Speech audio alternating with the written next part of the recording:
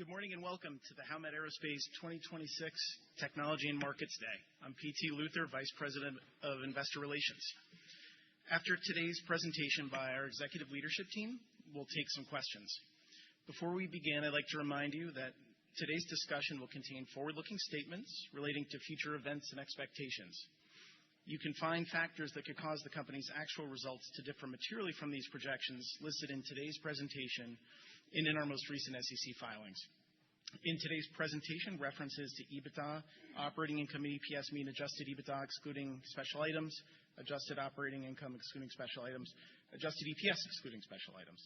These measures are among the non-GAAP financial measures that we've included in our discussion.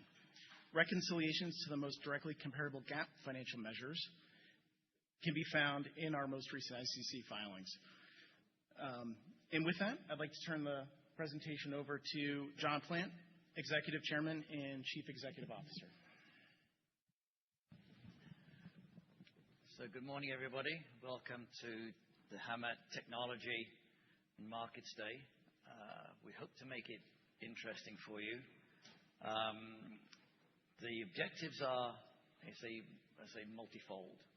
I had originally expected that the members of the management team will be sitting up here with me, but they said, could they stay in the audience for just a little while longer?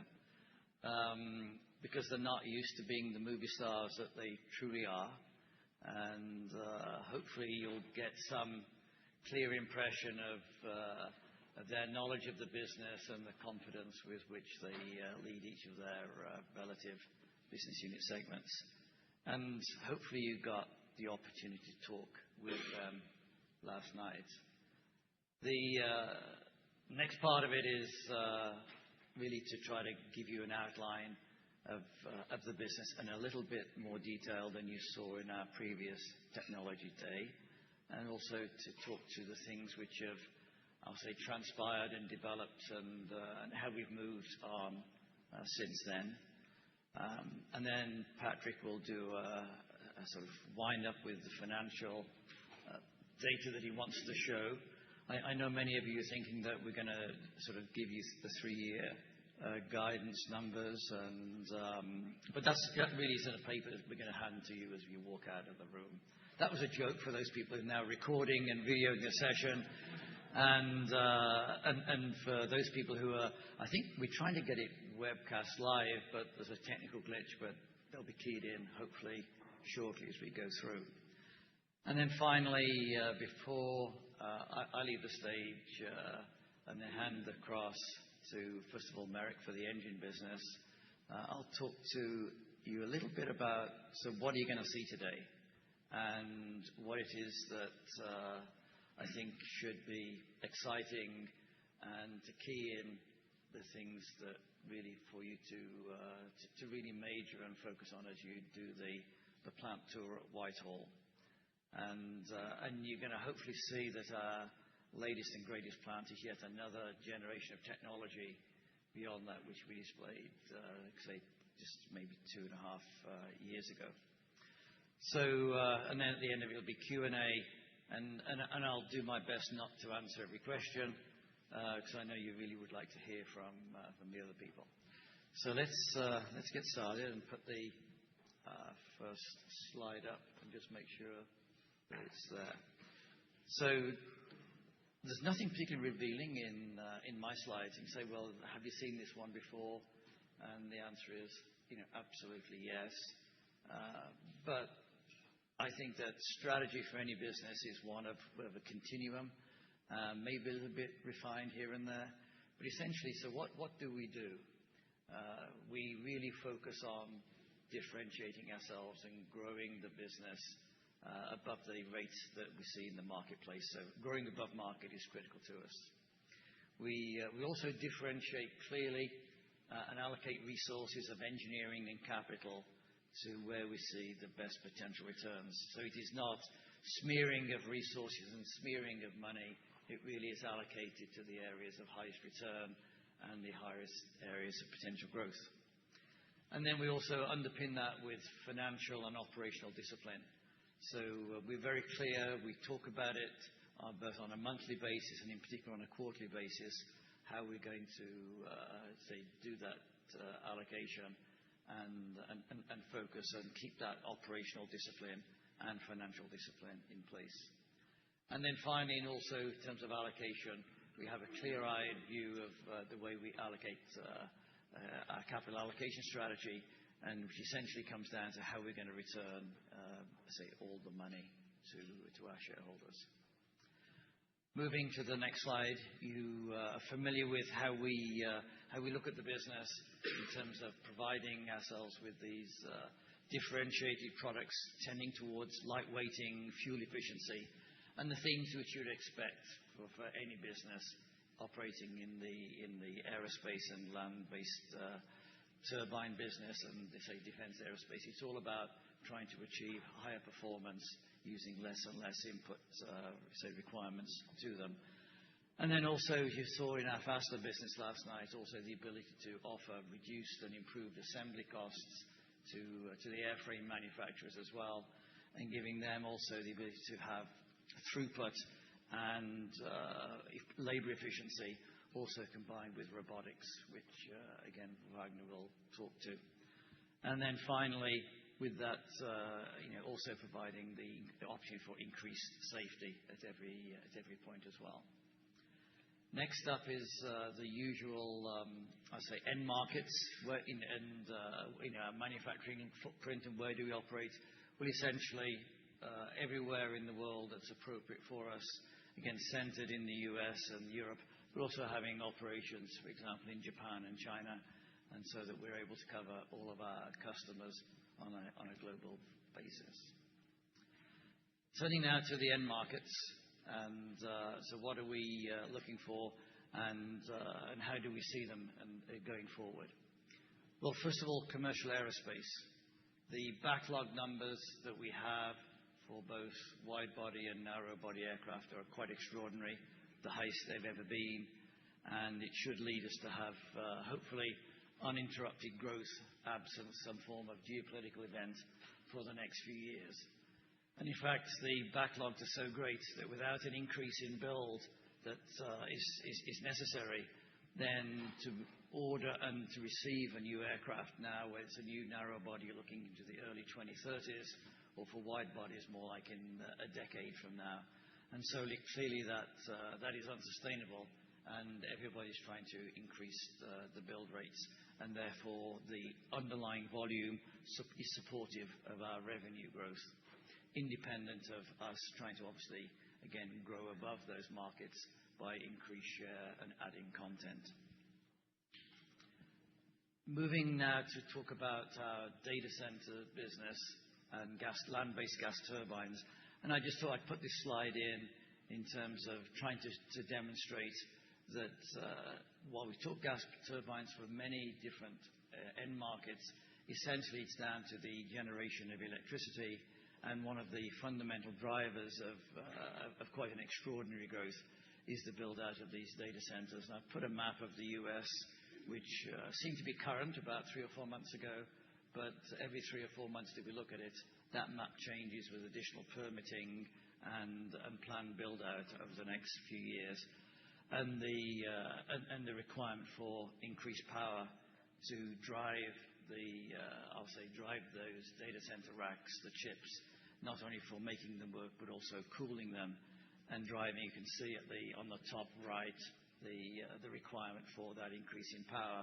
And I've just expressed it as an increase in percentages from a 2025 baseline to show the growth coming from that segment of the market. And that segment of the market is producing strains which you've also read about for total electricity demand and driving, energy rates for us. And so it's become a particularly exciting part of the market for us to address. And the way we address it is through both the large gas turbines, which previously we only sold really to utilities, or to our customers that serve the utilities. But increasingly, the requirements for a stable power source for the build-out of these data centers, putting even the larger gas turbines in certain data center clusters to provide that generation capability. And then also you can see on the slide the mid-range turbines, which have also showed, for example, the one produced by Solar or aeroderivatives by GE for GE Vernova. And you can see the customer set that we operate with in each of those areas. And for this market, which you'll probably be less familiar for Howmet, is that, again, we're the largest manufacturer and the highest market share for gas turbine blades in the world.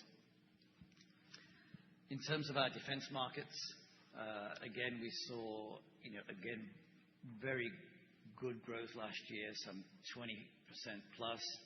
And you can see their demand, not just for the latest fighter generation, which is the F-35, but also for the previous generations of F-15 and F-16, which now have extended lives. In fact, significant new orders, both from the U.S. Department of War and also for example, for Saudi Arabia for the F-15 Super Eagle, where they placed an order for 200 new aircraft. And each of those has two engines on them, as you're probably aware. Beyond the fighter jet that everybody's familiar with, we also serve other areas of the defense market. On the right-hand side, some of the parts that go into howitzers that we provide, and also for tank turbines. But one part which is increasingly notable for us is the build-out of missiles and the replenishment of the missile stocks for the U.S. and in particular, but also demand emanating from Europe, where it's quite extraordinary, both for the structural parts, but increasingly now for the new opportunity we see for the production of parts for the smaller turbines, which are required for the collaborative combat aircraft and also the larger cruise missiles. And so these are turbines which, in the case of a missile, of course, they don't come back. But in the case of a collaborative aircraft, they may come back, they may not, depending upon the particular mission specifics that they have. But it's going to be smaller turbines, much smaller thrust in that 5,000 pounds to 8,000 to 10,000 pounds of thrust. Very different to the other end of the turbines that we do, for example, for like a GE 9X, which is over 100,000 pounds of thrust for that new 777X that we expect to be launched in 2027. But all of those markets are exciting. We position ourselves for anything that's coming. So whether it is the next generation engines which may be required for the F-47 or maybe the Navy fighter, which is being considered at the moment. We try to ensure that whichever is the engine selection for any of the markets is that we're well positioned for it. Finally, our wheels business, which for some of you who took quite an interest in the aluminum wheels, and you can see that is a fundamentally strong business that Randall was able to talk to many of you about last night, and why we see it as maintaining and driving, again, both market share growth of the revenue line and also a very healthy profitability and cash flow. And the characteristics of that and why it is that, then Randall's going to describe to you. And with that, I'll stop for my slides. But I just wanted to now key in on what are you going to see for the rest of the morning. So, first of all, besides the fact that it's a new plant with a next generation of technology that anybody's seen previously, it's also the very first time that anybody of the invited guests in this room will have had the chance to see how we start or the early stages of our manufacturing process. So previously you've seen how we, assemble and nest parts through wax into casting, but you've never seen us show you anything to do with how we provide the cores for a turbine blade.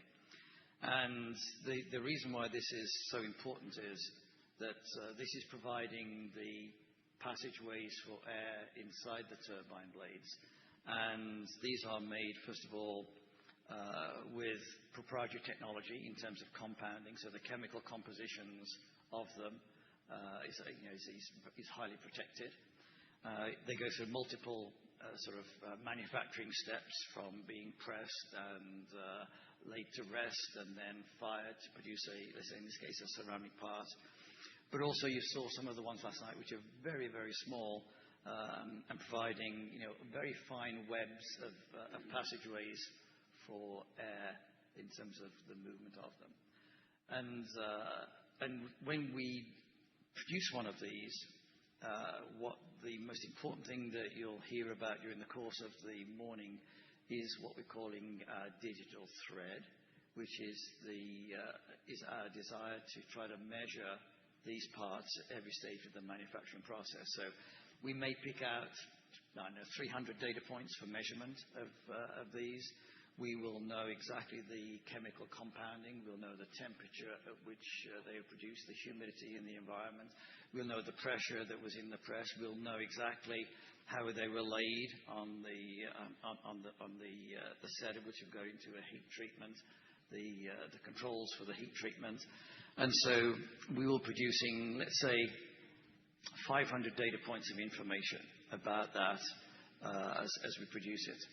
And all of that knowledge for this part is then moved to our wax department in the same way. You'll see data points collected for all of that before it's then encapsulated in a shell, which is, again, proprietary technology in terms of the chemical compositions of the slurries and how we measure viscosity.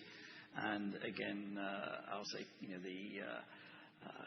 the composition at each stage of that part of the manufacturing before we move it into then where we may decide to insulate it in certain parts, where we're providing insulation wraps which are precisely measured, and places where we don't measure, such that we can then prepare it for casting. And along the way we'll be measuring, for example, the frequency of the ram, which is then moving the part into the casting furnace, so we can detect the fractional vibrations. So by the time you finished, let's say, through 40 or 50 manufacturing processes, depending upon the part, we'll have picked up millions of data points. And with the volumes they're producing, it's trying to understand those data points. So as the parts become increasingly complex, as the airways become smaller and smaller, and the ability to hold air on the surfaces of the turbine blades so that we're able to provide cooling where it's needed. And we'll inside the turbine blade, as the air goes through the holes in the roots that you see here on the very large one, we'll provide in places where we'll accelerate the air and decelerate it. And so everything that we're doing in terms of complexity of next generation is trying to, goes against improving our yields. And it's with this digital thread that we have through the business and this new manufacturing plant, it's where we're able to gather that data and provide, in the first instance, with computers to analyze it, but then pointing us to where we need to go to make adjustment to the process to hold or to improve our yields. And then at some stage in the future, our concept is that we'll use those I'll say learnings that we have from the data, and obviously use then our AI-based I'll say knowledge to actually automatically adjust the conditions of manufacturing.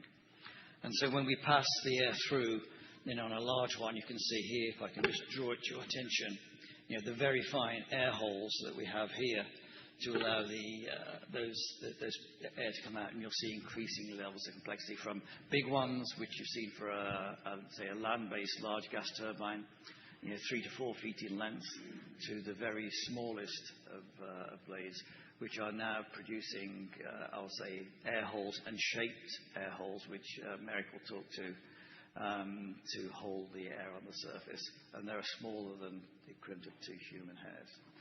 So there's a lot going on in the business. It's driving technology, trying to differentiate ourselves by also the ability to solve the problems that our customers may have, and while maintaining a very protected level of IP inside the company, so that we're able to do things that truly nobody else in the world is able to do. And with that, I'll hand across to Merrick, because he's going to describe to you in a little bit more detail. What I want to do is base those concepts in your minds before you hear Merrick and then you'll hear it again as we go down around Whitehall. All right, go over to yourself, Hoggle.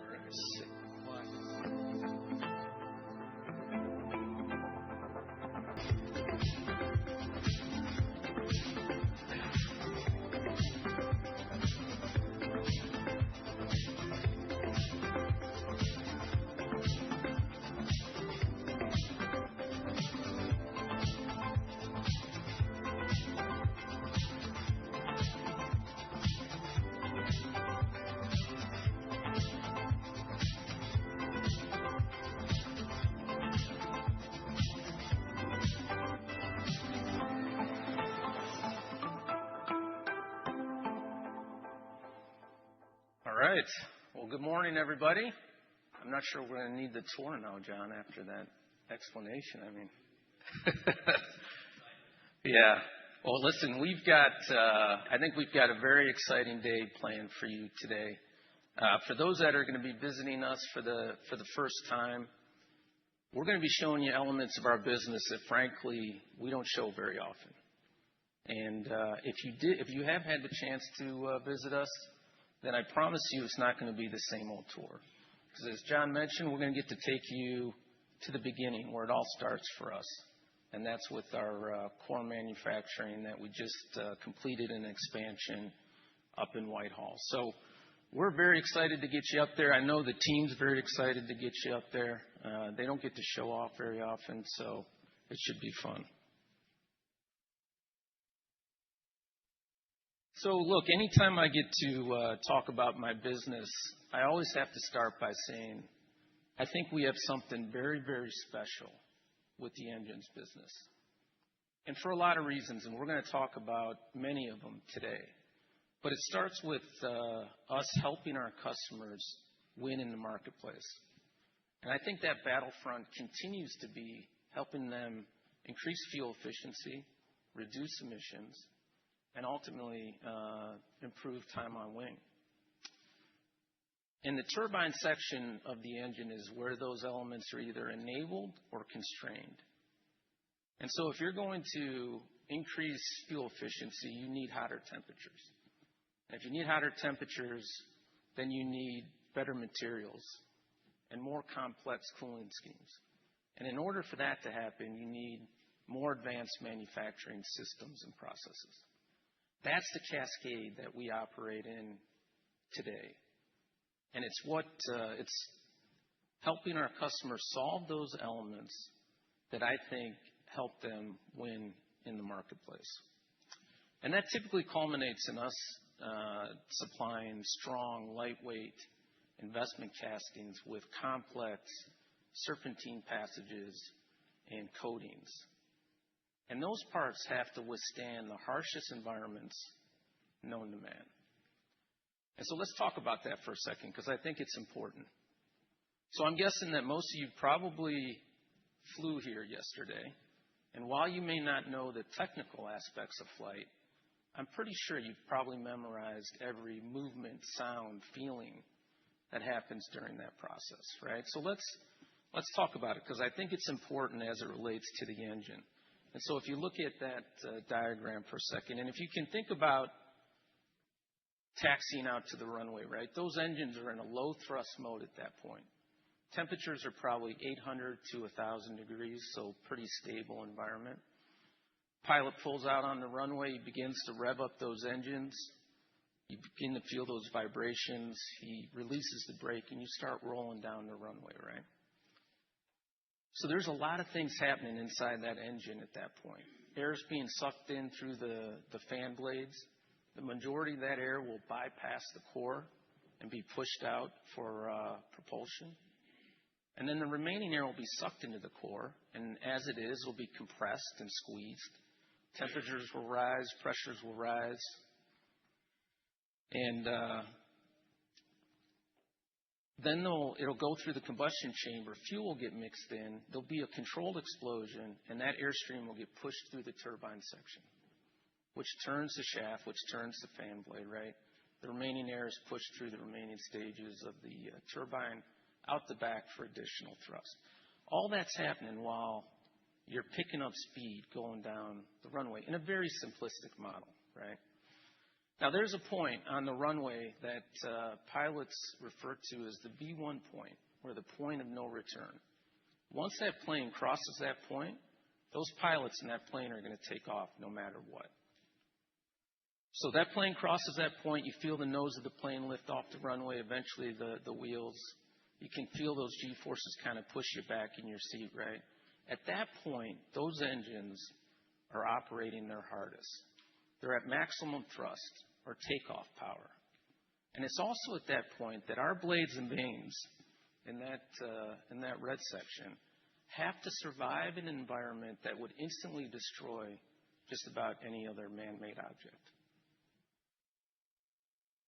So I like to say you have three impossibilities happening at that point. The first impossibility are the temperatures, because those temperatures are now reaching or exceeding 3,000 degrees Fahrenheit, nearly 800 degrees beyond the melting point of the alloys that we use. That's what we call the inferno.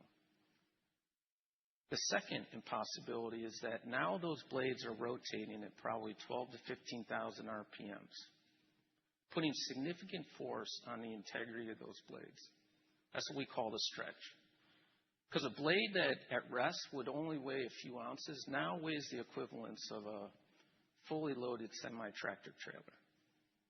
And the third impossibility is that while that airstream is moving through that engine at significant temperatures, it's also moving through at incredible force and pressure. That's what we call the hurricane. Because those ratios, pressure ratios, are probably now 40 to 1, or the equivalence of being 1,500 feet below the surface of the ocean. So you have the perfect storm of physics happening. And so here's the point.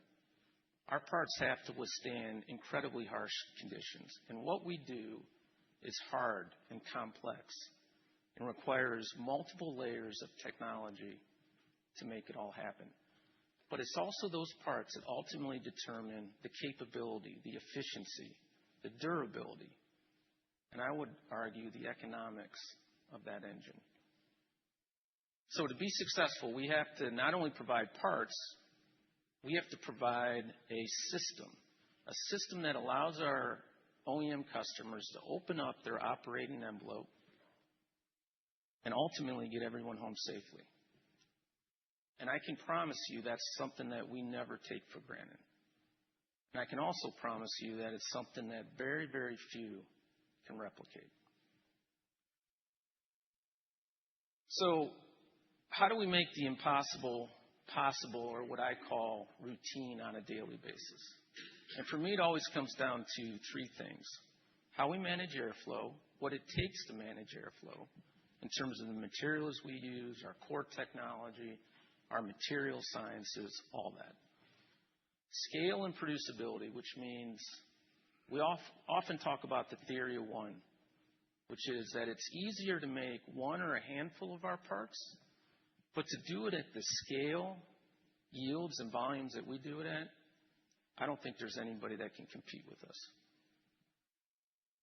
And the third thing is the power of vertical integration, controlling every element of that value chain, from developing our own core compounds to building and designing all of our own tooling, building and designing all of our own equipment, automation, furnaces, providing all of our own alloys, doing all of our own in-house testing, all the way through the process to even machining and coating our own products, and in many cases, all of our competitors' products too. And so I think that's what anchors our market-leading position in just about every segment that we participate in. And I don't think that's just marketing language. That's backed by decades of qualification barriers we've had to overcome, deep collaboration with our customers, and earning their trust and confidence that we can deliver the volume and quality of products that they need. And look, delivery is absolutely what our customers need right now. I don't think I have to explain to this audience the perfect storm of demand that we're experiencing right now, whether it's commercial aerospace, defense, gas turbines, or new and developing markets like space, missiles, and drones. Everybody wants more. And that's not just theoretical or cyclical demand. That's backed by aerospace backlogs that go out 12 to 15 years. Defense spending that's increasing around the world.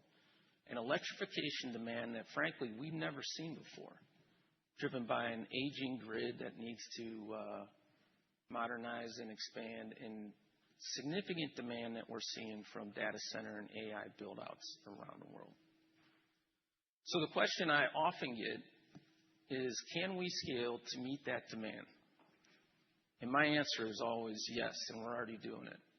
It starts with our global manufacturing footprint, 30 locations located around the world, all aligned by product lines. That allows us to maximize our capacity utilization across like sites, best practice share across those sites, so we can quickly implement yield improvement programs, reduce scrap, and increase our capacity. Now, we're also making investments strategically across our business in areas that typically become bottlenecks, like tooling and core manufacturing and castings and coatings. And it's that execution, those investments, that are already paying off in what I would consider to be some pretty impressive financial results. And that's not just cyclical recovery either. That's operating leverage from higher volumes, better yields, more automation, a mix shift to more technologically advanced parts, workforce maturation, a laser focus on commercial discipline, and a disciplined capital allocation strategy. And so, look, I like to tell my team that when you can combine technological differentiation with disciplined scaling, I think margin expansion can be meaningful. And so let's step back for a second and take a look at the journey that's brought us here, because I think it's a good perspective to have. And if you go back to the 1950s, to those first turbojets, and if you were to look at those blades, you would find a simple metal blade, really no technology to speak of. They would often stretch and crack and fail due to the overheating of engines. But it was at that point in time that Howmet really invested to learn how to shape, cast, and control metal. And those learnings would pay off for decades to come. Now, what's remained true, it seems, over the years is that every decade the industry asks for better fuel efficiency, reduced emissions, and better time on wing, right? And so as you get into the 1960s, cooling becomes a strategy. Engineers are not yet asking, can we make the metal stronger? They're asking, how do we keep it cooler? And so Howmet launches their first simple, single-plane core technology. Now, it's also at that point that Howmet realizes that core technology is going to be the future. So we start investing significant R&D dollars to understand core materials and core process technology. Now jump to the 70s, 80s, and 90s, and I think that's really where the industry goes through the transformation and Howmet goes through a transformation. Think about what's happening in the 70s, right? You have a fuel crisis. Regulations are tightening across the OEMs and the airlines. Engines have to run hotter and burn more efficiently just so the airlines can survive.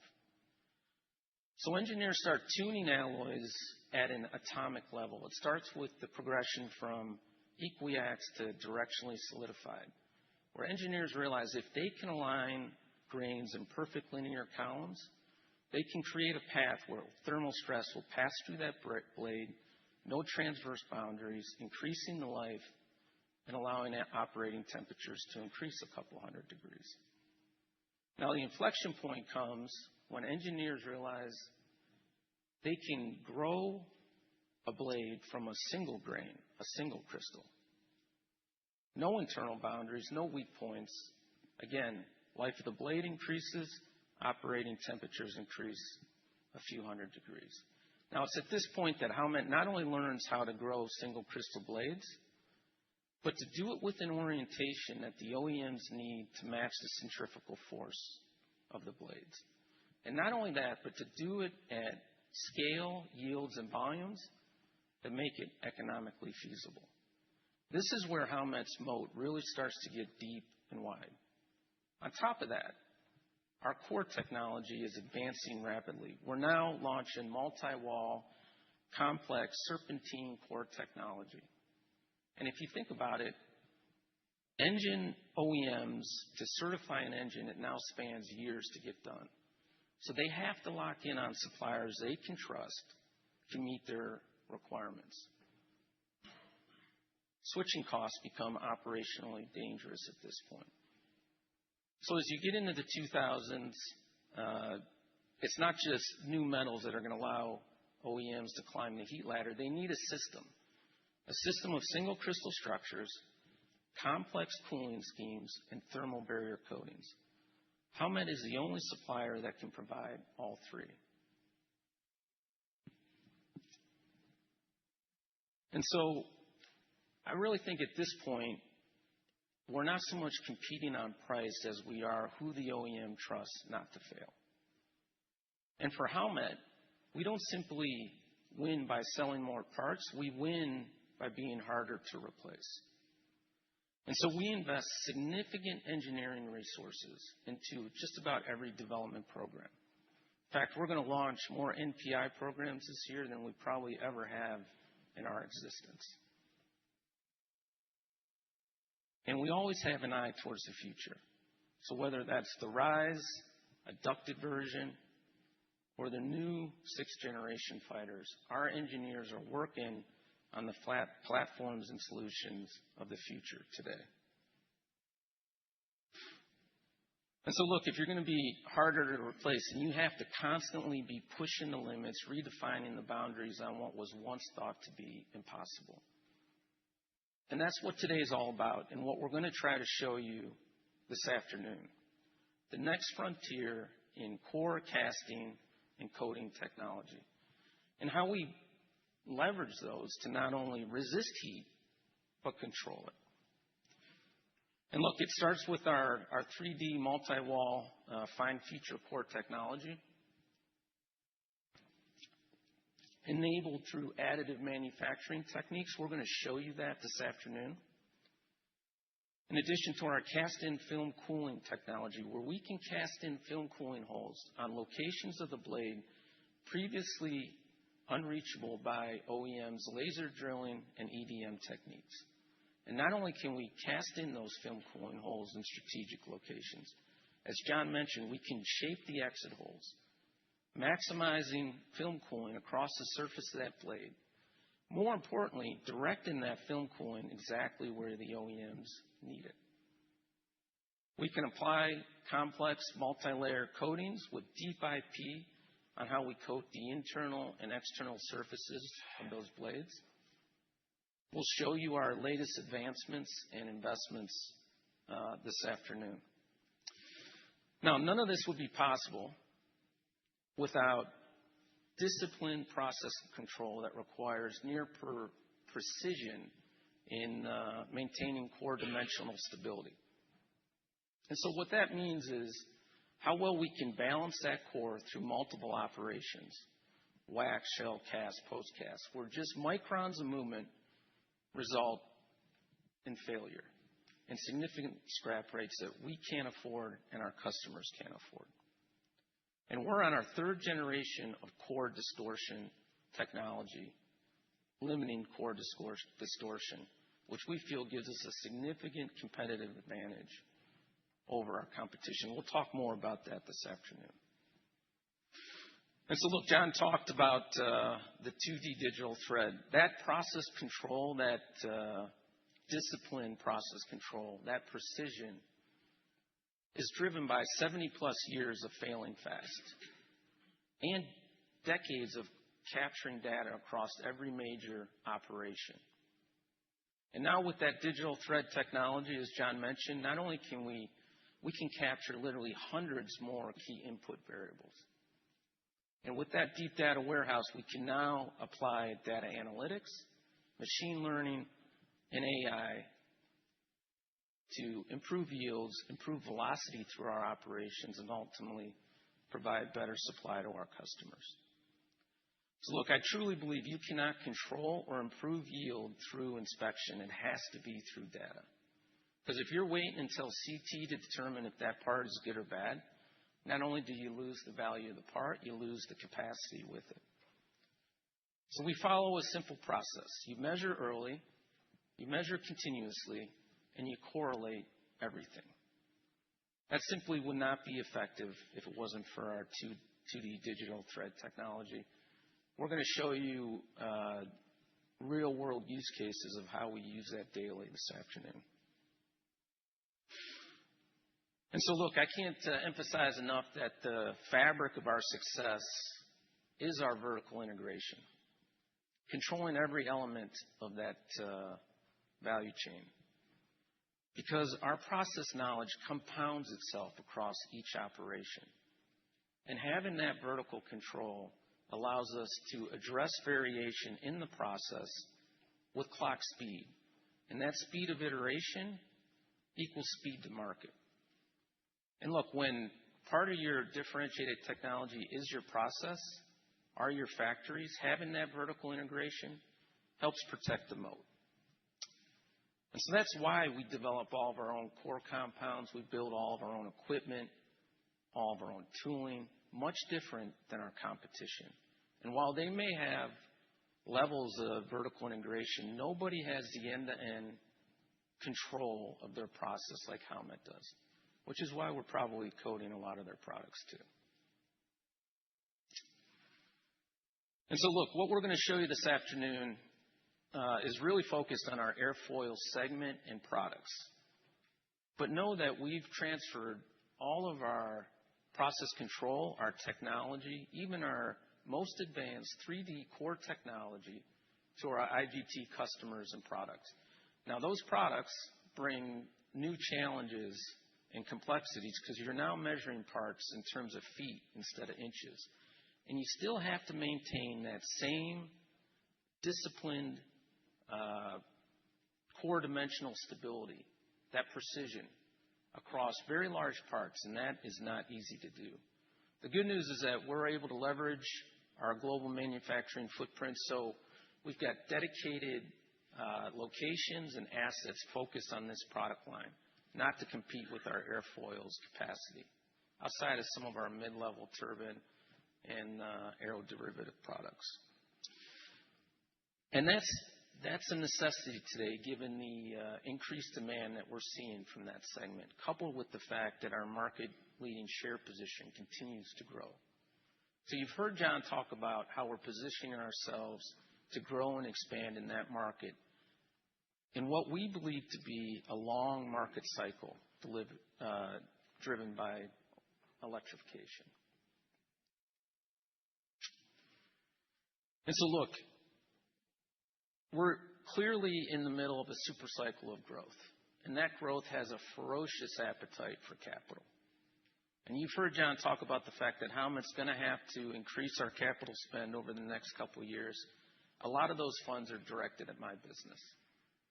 The good news is that with my returns, it's more than enough to get John's attention on the capital. But you've also heard John talk about the fact that all these investments are backed by strong commercial agreements that protect the ROI on each project. So we have a lot of work to do. But the good news is that we have a long track record of delivering large capital projects on time and on budget and being able to scale those quickly. And you'll see that firsthand this afternoon. And so look, we're going to throw a lot of information at you this afternoon, and I'm going to apologize for that up front. It's going to be a little overwhelming. But if nothing else, I hope you take away these three things. We're in the middle of a super cycle of growth. No matter what market segment you're talking about, everybody wants more. And Howmet's leading with their technology, speed, and scale to market to not only capture that demand, but to grow faster than the market, expand our margins, and deliver the cash flows needed to support that growth and deliver the returns that our shareholders expect. It's those investments that we're making today and we will make in the future that will further solidify our market-leading positions. Thank you very much. I look forward to answering any questions that you have and seeing everybody this afternoon in Whitehall. To Wagner.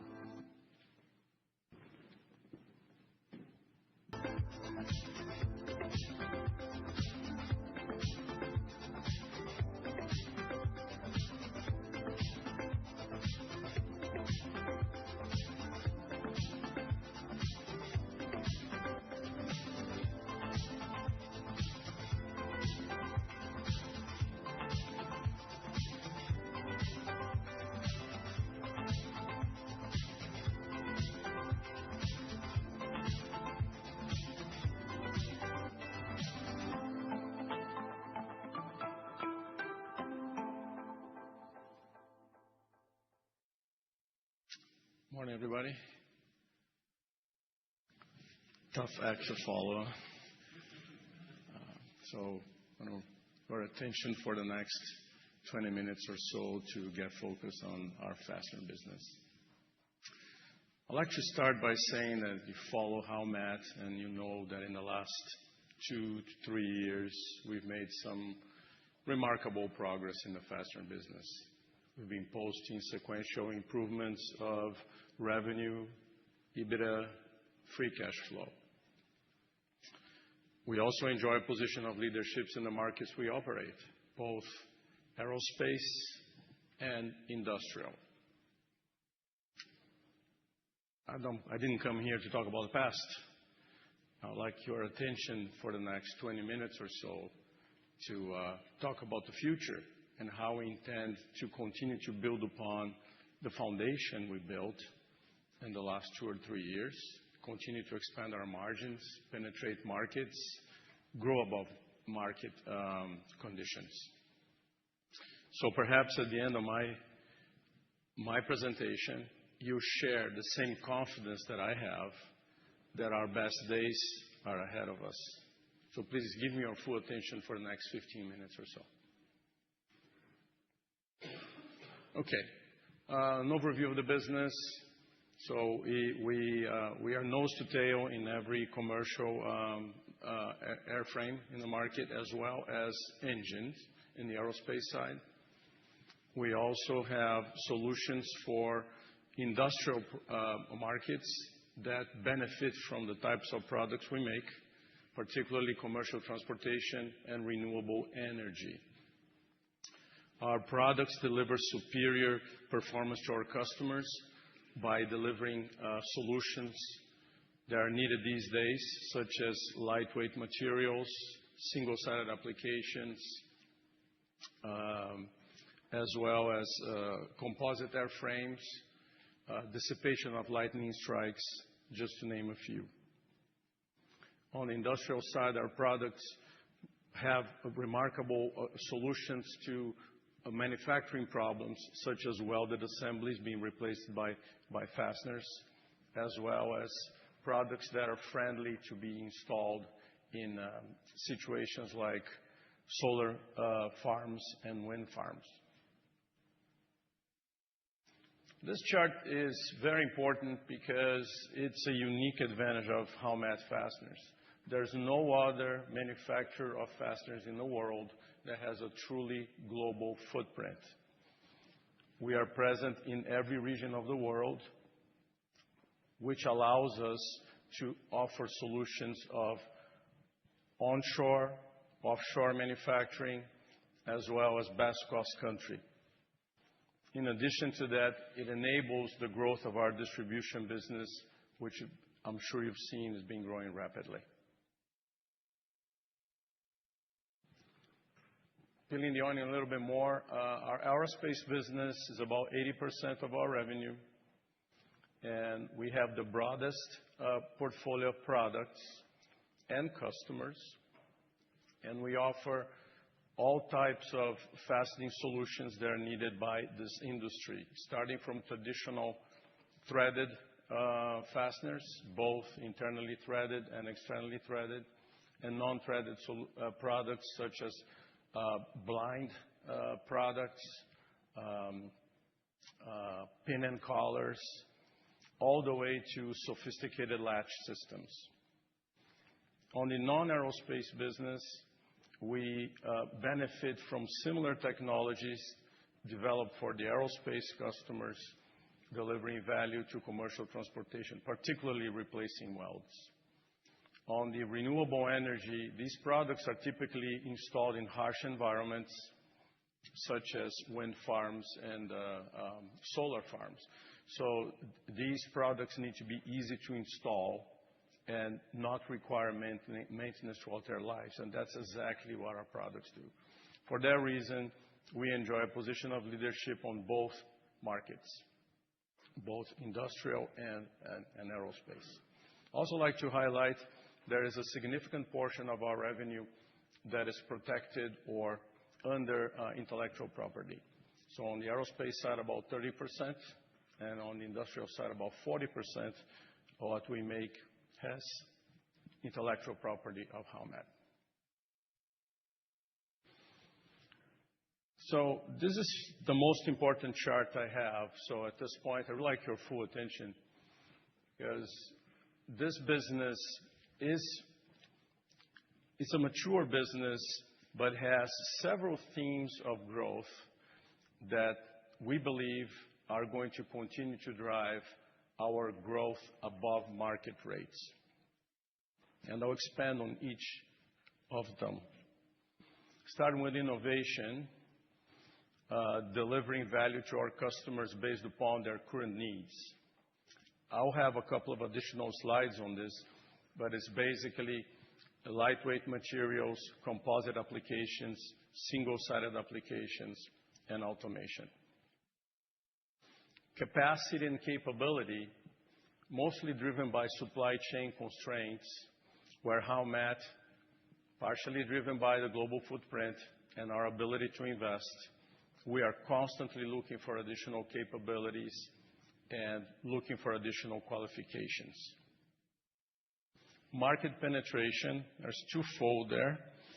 Some portions of the market, we still have the opportunity to penetrate and increase our share. I'll name a few: business jets, MRO, industrial gas turbines, which is a focus of our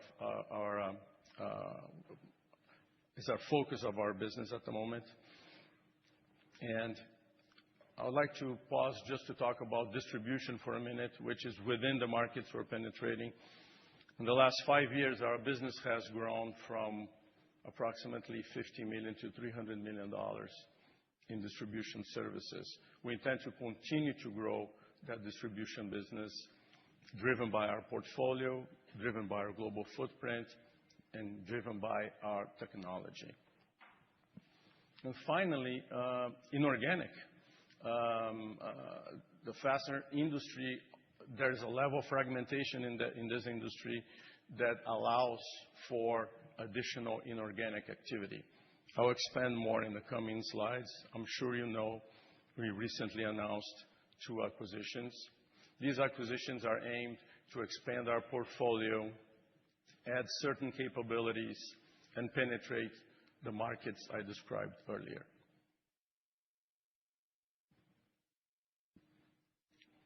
I'll talk a little bit about innovation. A long history of purposeful innovation, very successful history. We have 2 R&D centers with focused product development that's very driven by what the customer needs.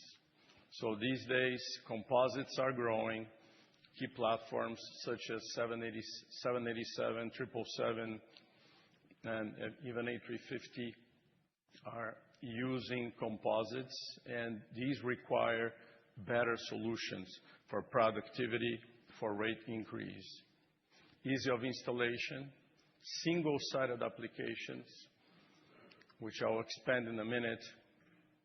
As you would imagine, coordinating 2 different employees, one of the inside of the aircraft, one on the outside of the aircraft, to install a fastener is a significant issue when you need to increase rate. Lightning strike applications as well.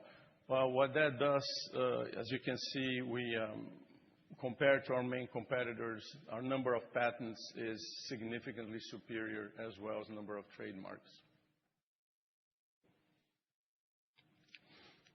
I do want to talk a little bit about this particular product. I did spend some time yesterday with some of you talking about the Ergotech family of products. This is a disruptive technology. So this product basically brings it all together to what customers need to automate their assembly lines, to get the rate that they need, and reduce installation time.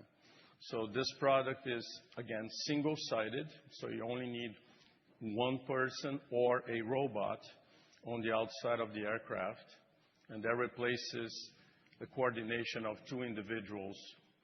If you think about, for example, an A350, one circle around the fuselage takes about 3,000 of these guys.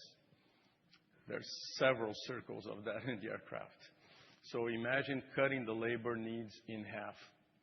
So this product is absolutely phenomenal. We see between 30 and 40% reduced assembly times, and the total cost of installation as a consequence is significantly lower.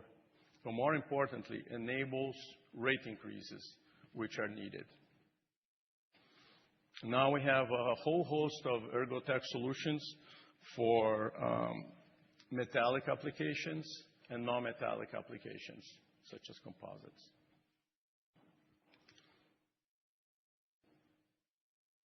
A little bit on our inorganic theme.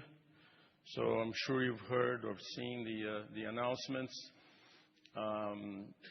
Obviously, CAM is still under regulatory approvals. But what that does to us, it expands our portfolio to non-traditional fasteners. So there's a business of fluid fittings, couplings, heat shields, additional latches, which would expand our reach and expand our portfolio of offerings. In addition to that, there is a fastener business, a smaller fastener business that will bring efficiencies and supply chain opportunities to improve competitiveness. The Brunner acquisition, while smaller in size, is actually quite interesting. This acquisition brings capabilities of bigger fasteners, both from diameter and length, which traditionally not a focus of our typical airframe products. And that opens up some potential markets for us, particularly industrial gas turbines, where these size fasteners are needed.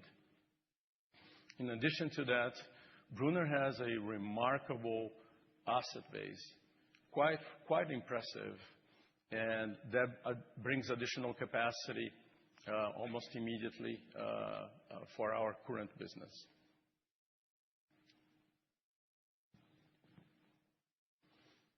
So in summary, we have made a lot of progress in the last 3 years.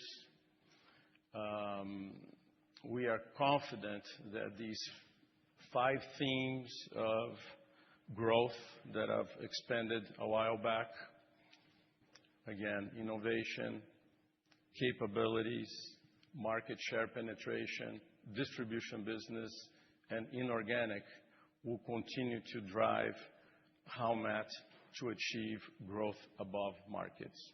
So I am very confident that our best days are ahead of us. Thank you for your attention. With that, John Wall. Please take your seat at the front here. Thank you.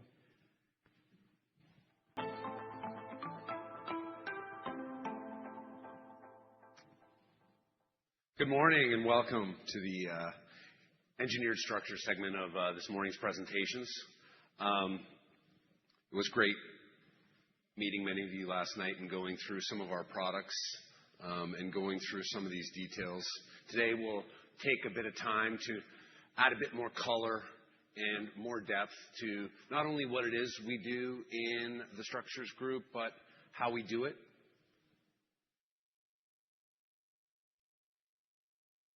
What do we got here? Oh, the first technical difficulty. What did I do here? Resilient business.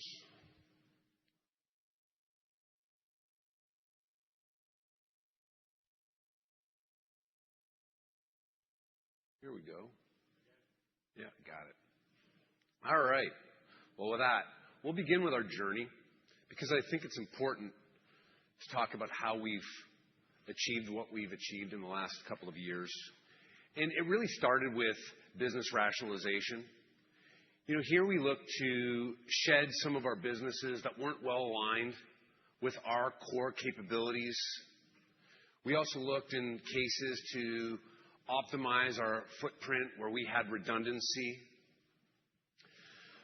But what this also brought was more focus to our management, allowing us to direct our resources to those areas where we can create greater value, focusing on those truly exceptional assets and capabilities that we house.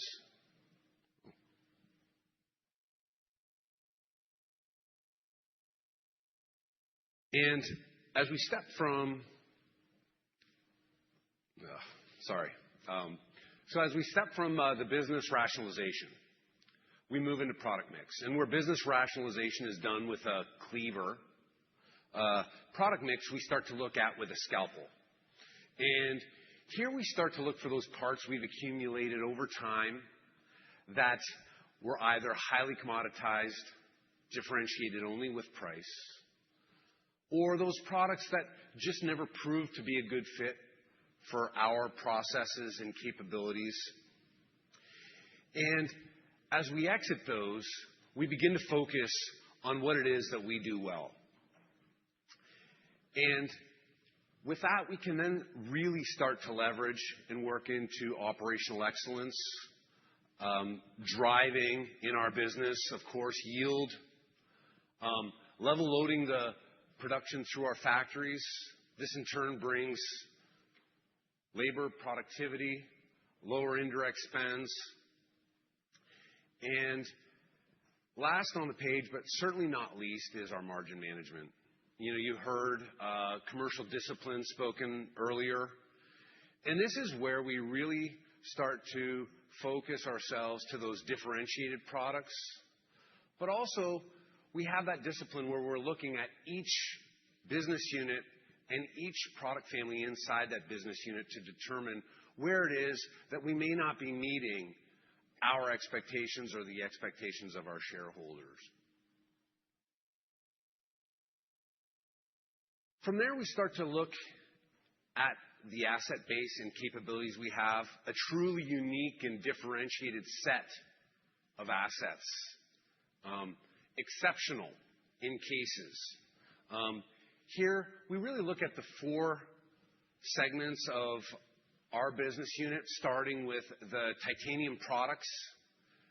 And what I would say is special in this case is the breadth of our capabilities.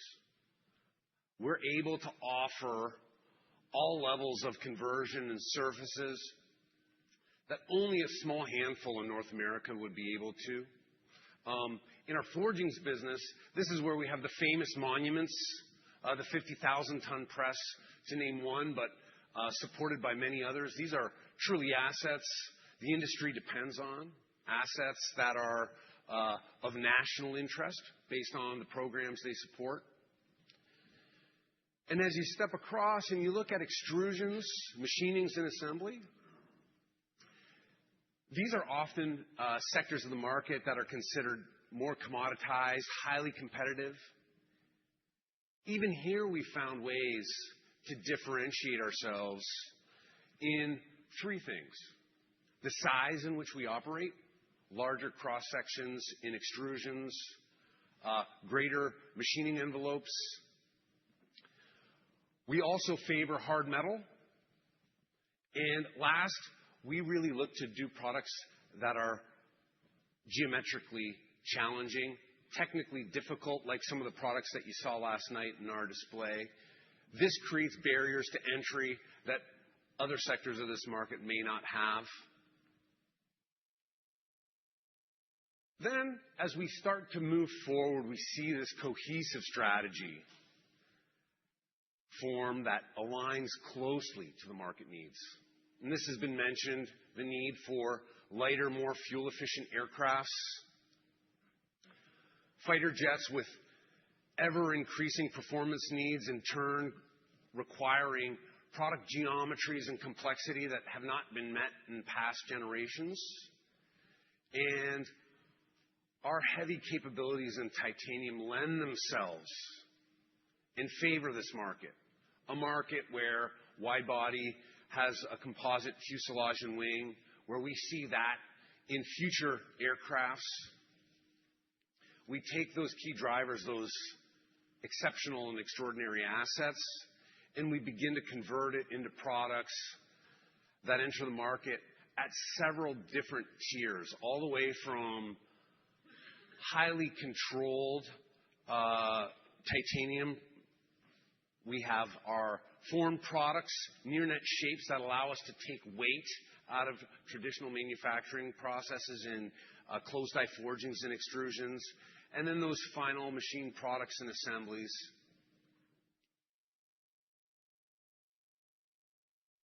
As we move into the products that those assets and capabilities provide, with this optimal footprint, with a better fitted portfolio of parts, we see a well-balanced set of products for the aerospace and defense industry. As I'm sure you all know, our products lend themselves towards wide body, the 787, A350, 777X. Naturally, the content of titanium on these aircrafts are greater than single aisle. But we balance that with other products that we would have actually seen over here on the left. Our aluminum lithium blades for Pratt & Whitney that engine the A320. Our aircraft wheel and brakes that service the entire industry, but obviously when you look at single aisle and the demand on that product, it's tremendous. It creates this balance. While we move over to defense, it's well known we have a very strong content on the F-35, starting with our bulkheads, but also all of our titanium products. This serves as, I would say, the table stakes of our defense business, but it is backstopped by hundreds and hundreds of other applications on legacy fighter jet programs, helicopters, munitions and missiles, and also radar systems. And for those of you that I didn't have a chance to walk through some of our displays yesterday, Wagner had his favorite slide. I also have my favorite slide, and this is it. And that's really when we start putting it all together, where we're able to add greater value for our shareholders through synergy. And here we have our 787 seat tracks, which were displayed over here on the left, and then to the right we have the bulkhead, which is at the back. Now this is an aluminum bulkhead. We brought that just because it weighs a little less, and that's what we had available. But we also make the titanium variants, which are even more extraordinary.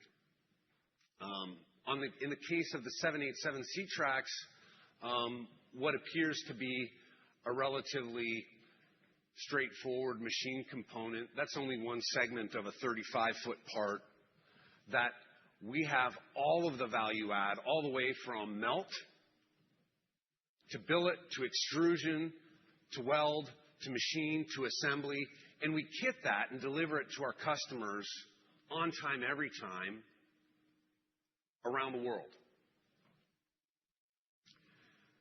On the bulkheads, I'd like to say that It's one of the enablers of that aircraft, one of many, but a key enabler to the geometry and performance of that aircraft. It changed the way a fighter jet was put together from a stick frame construction to these large monolithic core forgings. It actually enabled Lockheed to reduce a similar structure's complexity from greater than 150 components that would be fastened and adhered to. Sorry, Wagner, that worked against you there. A few less fasteners on the monolithic component. But it allowed them to take a product that would require thousands of man-hours to assemble in the substructure level, would produce lesser strength and meet lesser dimensional tolerances. It's this capability that we work together hand in hand with our customers to really be a part of that program, and it's something we're all very proud of. So as we look at what we've been trying to achieve in the last couple of years, really it's a disciplined approach to a dynamic market. A market where wide-body has lots of stops and starts. We've had geopolitical events that have blocked out Russian-made titanium. Through all of this, we've been cautious about investment while some of our competitors have rushed out to add titanium capacity.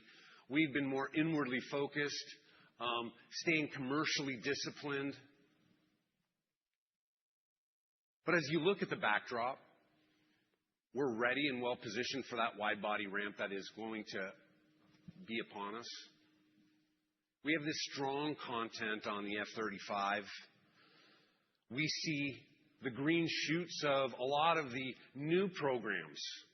Next generation fighter jet, the F-47, our satellite and our radar systems. The Golden Dome is putting a lot of pressure on our radar capabilities, to mention a few. But to close, I think what's important is I've shared with you our journey. I've showcased our exceptional and extraordinary assets that are critical to the industry, how they align with market needs, and how we've been able to bring those together to bring returns to the Howmet shareholders that they've grown accustomed to. With that, thank you.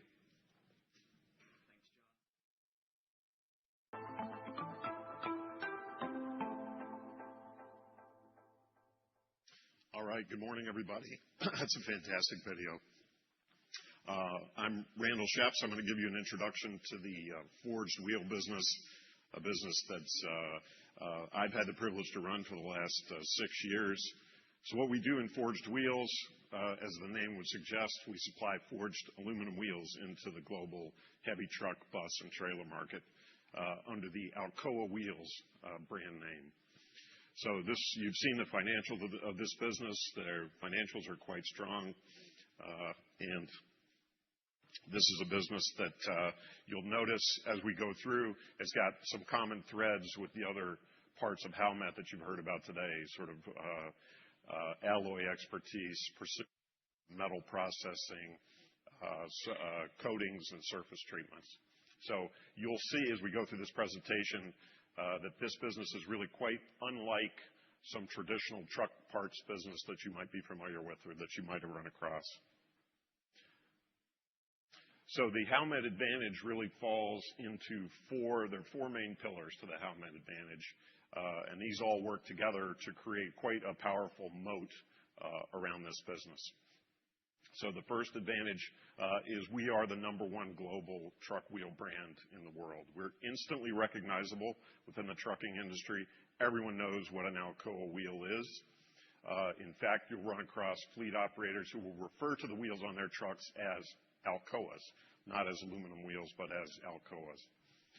So we compete with steel wheels around the world, and these are typically commoditized steel wheels, and we also have a handful of regional forged aluminum wheel competitors that we compete with, also unbranded. A little fun fact about the power of this brand within the trucking industry: we have 150,000 Facebook followers to the Alcoa Wheels brand around the world. At our various sites around the world, we sum it all up, 150,000. So this brand really resonates in the industry.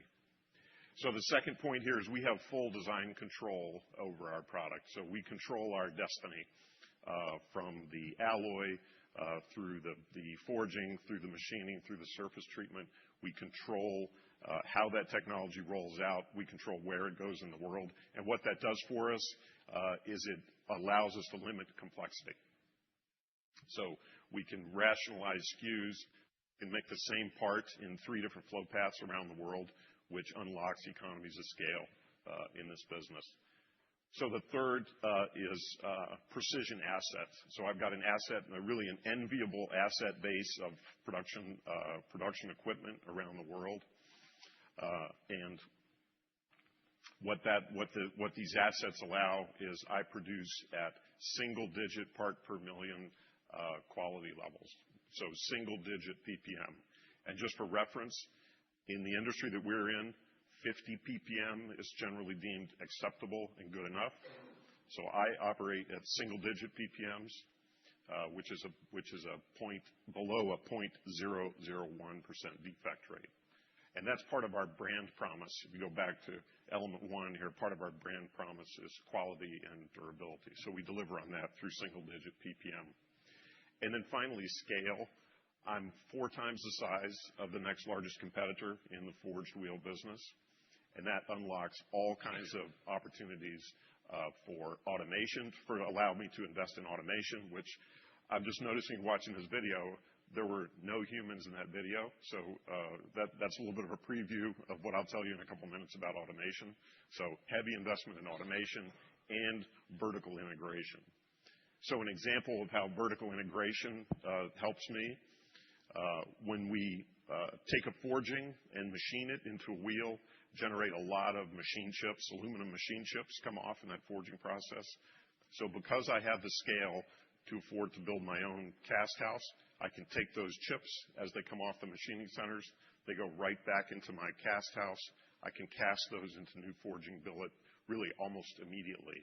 So think about the cost and the working capital advantages that brings to this business, that level of integration.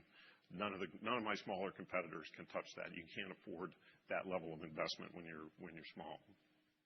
So what is it that makes this market so attractive? In a nutshell, and we'll go into a little more detail on this, but in a nutshell, truck fleets are converting from steel wheels to aluminum wheels more every year. And there are 2 main forcing functions for that. You've got regulations are improving, regulations are increasing. This sort of drumbeat of every year there's more regulation that adds complexity and adds weight to trucks. So the truck fleets are looking to offset that. The other forcing function, megatrend, is economic. Fleets are under enormous pressure to improve efficiency, and I'll take you through the details of how we can improve efficiency for the fleets. So you have those 2 big forcing functions that are moving fleets from steel to aluminum. It's a safety critical part.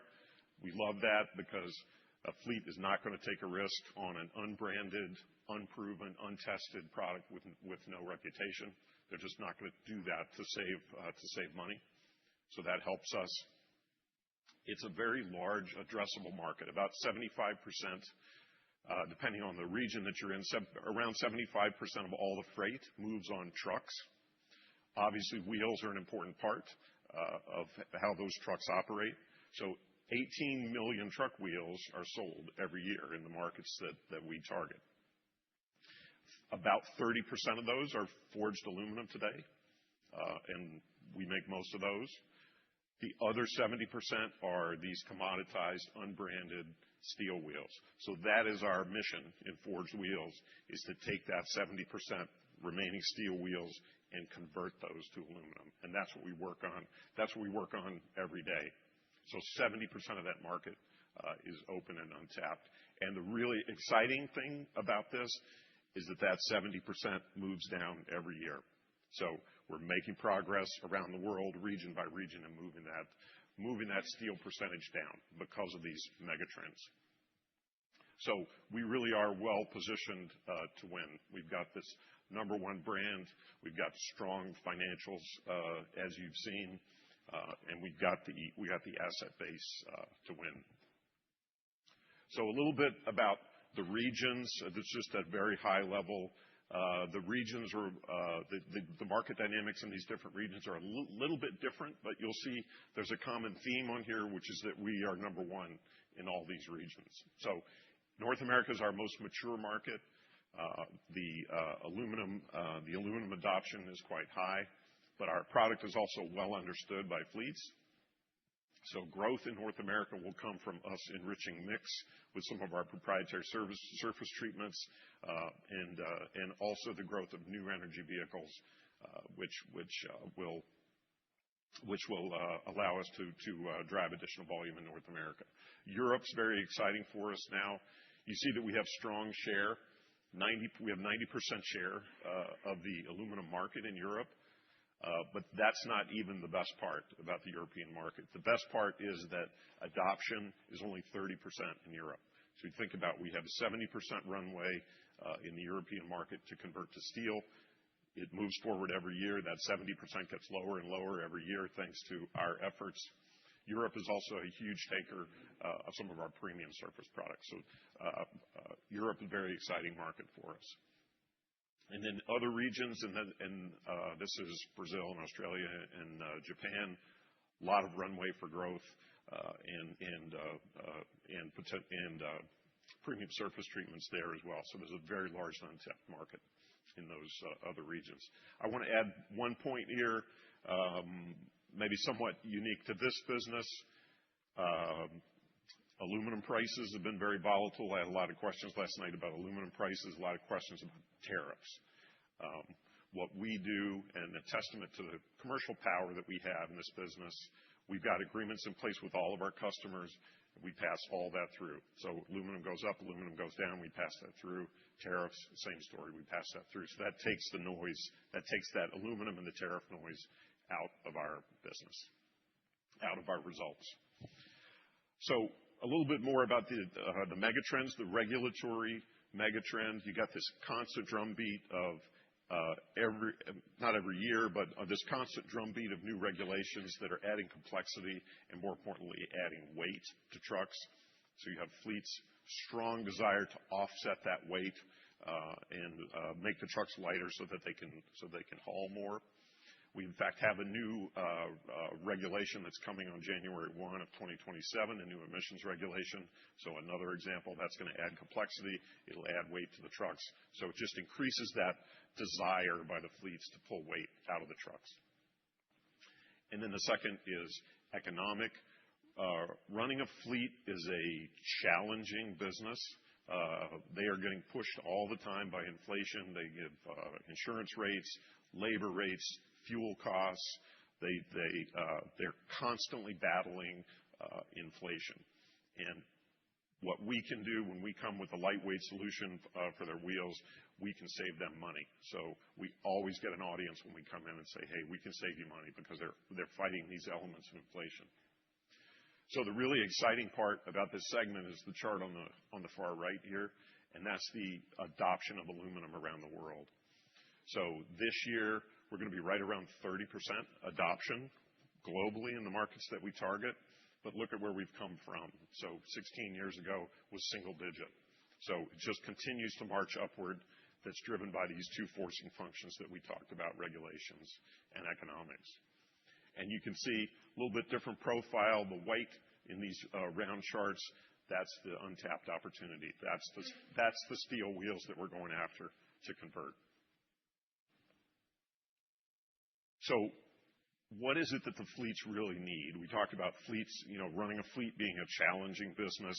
They have a lot of things, a lot of market dynamics. Their margins are low sometimes. So what they really want from us is they need lower operating costs. They need lower maintenance costs. They need to be able to haul more freight. And they need ease of maintenance because this is maintenance is a big expense, and they don't want to have trucks that are down by the side of the road, not running. So that's what they need from us. The last element on here is appearance. That one may surprise you a little bit if you have kind of a notion about the trucking industry. Appearance actually is important. In many cases, these trucks are an extension of a consumer brand. So think about Amazon, think about Walmart, think about Pepsi, think about Target. The truck is a rolling billboard. It's an extension of a consumer brand. They actually do want, and they will pay for, good-looking wheels. So here's what we deliver. We deliver all 5 of those elements for fleets with our product. So we can deliver up to 5% fuel economy improvement. And you think a typical fleet could be paying up to $50,000 a year per truck just in fuel. So if you come in with a fuel savings, absolutely you get their attention. We can add payload, up to 1,400 pounds more payload. And what that means for the fleets, if they can add 1,000 or 1,400 pounds of payload, that's more revenue with 100% drop through to margin. They absolutely love that. And the best part about the revenue and the payload is that the business case that we offer typically has less than a 2-year payback. So absolutely motivational for the fleets. World-class quality. We talked about PPMs. That's part of our brand promise. Million-mile durability. I had a lot of questions last night. Typically, the wheel will outlast the truck. So we don't have a big spares business, unfortunately, or fortunately, as you may look at it, but these wheels have got million-mile durability. We're so confident in these wheels that every wheel we sell has got a 5-year unlimited mileage warranty. And then the icing on the cake for our value proposition is that oftentimes, because our brand is so strong and so well recognized, that when it comes time for them to trade the truck in after 3, 4, or 5 years, in many cases, they will get most of the upfront expense of speccing our wheels. Most of that upfront expense will come back to them when they trade the truck in after 2, 3, or 4, or 5 years. So that's really the icing on the cake. So scale and asset positioning is really where Howmet shines in this market. So scale brings us a couple of advantages. It brings us advantages on the commercial side, brings us advantages on the operations side. On the commercial side, I've got connections with every major truck, trailer, and bus OEM around the world.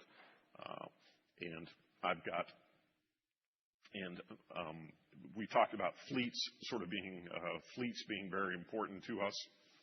I've got 50,000 fleet relationships. And the way those relationships work is I've got a sales team in that as fleets are speccing new trucks, I'm educating them about my product and asking them to check that box on the new truck order form and spec our wheels. So some of my competitors actually don't even talk to fleets at all. So this network that I have of OEM relationships, the network that I have of distributors, the network that I have of fleet relationships, has taken decades for us to create and would be nearly impossible for a competitor to match in any kind of reasonable amount of time. And it's very, very powerful. Pays benefits every day. New trucks are being ordered every day. We've got those fleet relationships so that we get specced on those new trucks. A couple of other elements that scale unlocks. Obviously, I've got full value chain control all the way from alloy to ingot to forging to machining to proprietary surface treatment, all kinds of proprietary know-how and patented technology in that chain. Allows me to invest where my competitors can't because I have that scale. And then finally, automation. The scale that I have allows me to invest in automation. We decided about 5 years ago we were going to really lean into automation in this business. And I've reached a point now where I've got close to 500 robots in this business, which, to put that in perspective, I've got 1 robot for every 2 employees, every 2 humans working on the production floor. 1 robot for every 2 humans. So we are well set up to generate that next level of advantage from machine learning and AI, because this is just so highly automated. A little bit about our technology. You see from the hardware in the back here, we've got some interesting surface finishes that fleets really value. We've got 150 patents and trade secrets that are protecting our technologies. I'm going to just highlight two of the technologies here. There are many more. These are the two that really are drivers for us. Number one is Durabright, and this is a proprietary surface treatment.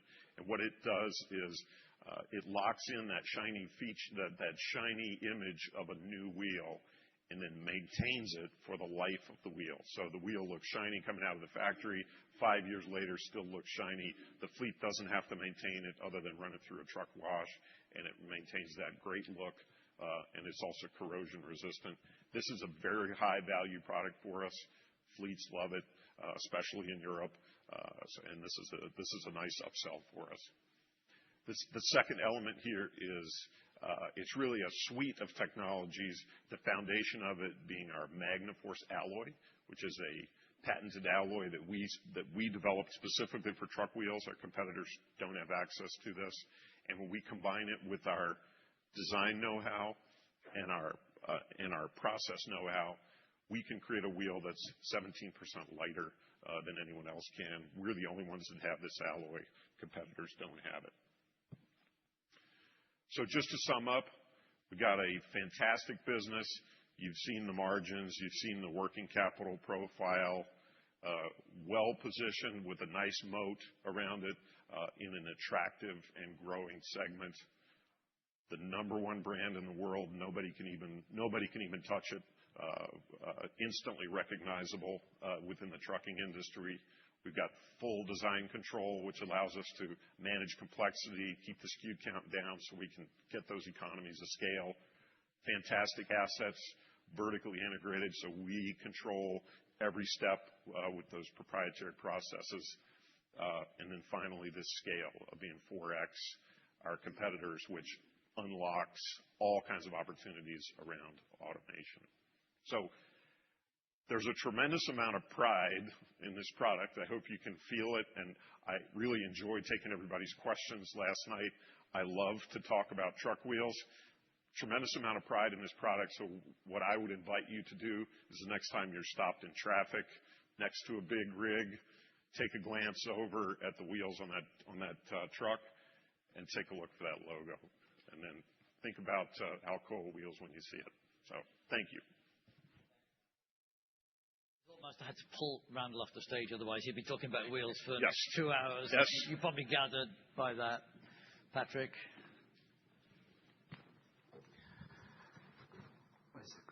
Yeah. Okay.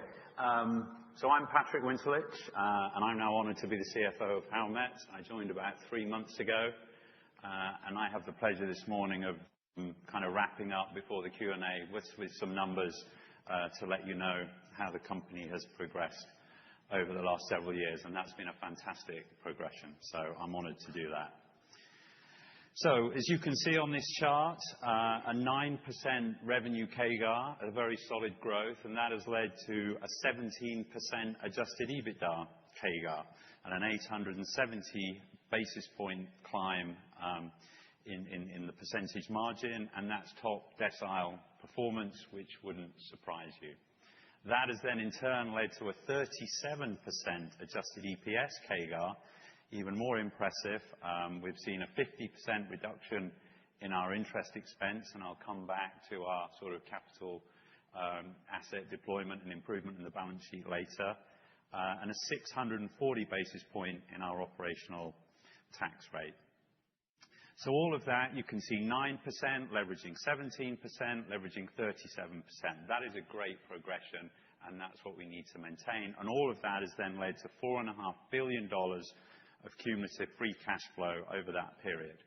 And over that period, we have averaged over 100% free cash flow conversion against net income. So fantastic platform from what you've seen the presidents present.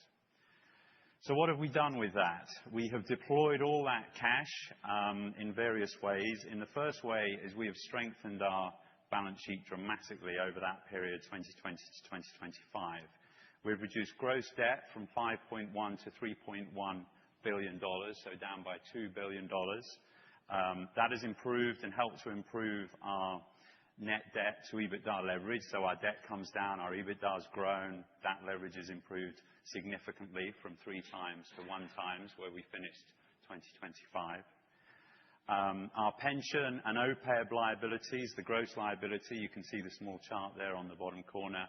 We've gone from $2.9 to $1.4 billion. As you all know, pension liabilities are not what you want on a balance sheet. Reducing that gross liability by 50% is a tremendous step forward, and we continue to look and work on that. $2.4 billion on share repurchases. That's about 33 million shares. I think we finished the year at about 404 million. That's 33 million shares fewer than we had in 2020. And $430 million on dividends. You would have seen us move from 2 cents to now where we are 12 cents, and that equated to about $180 million in 2025.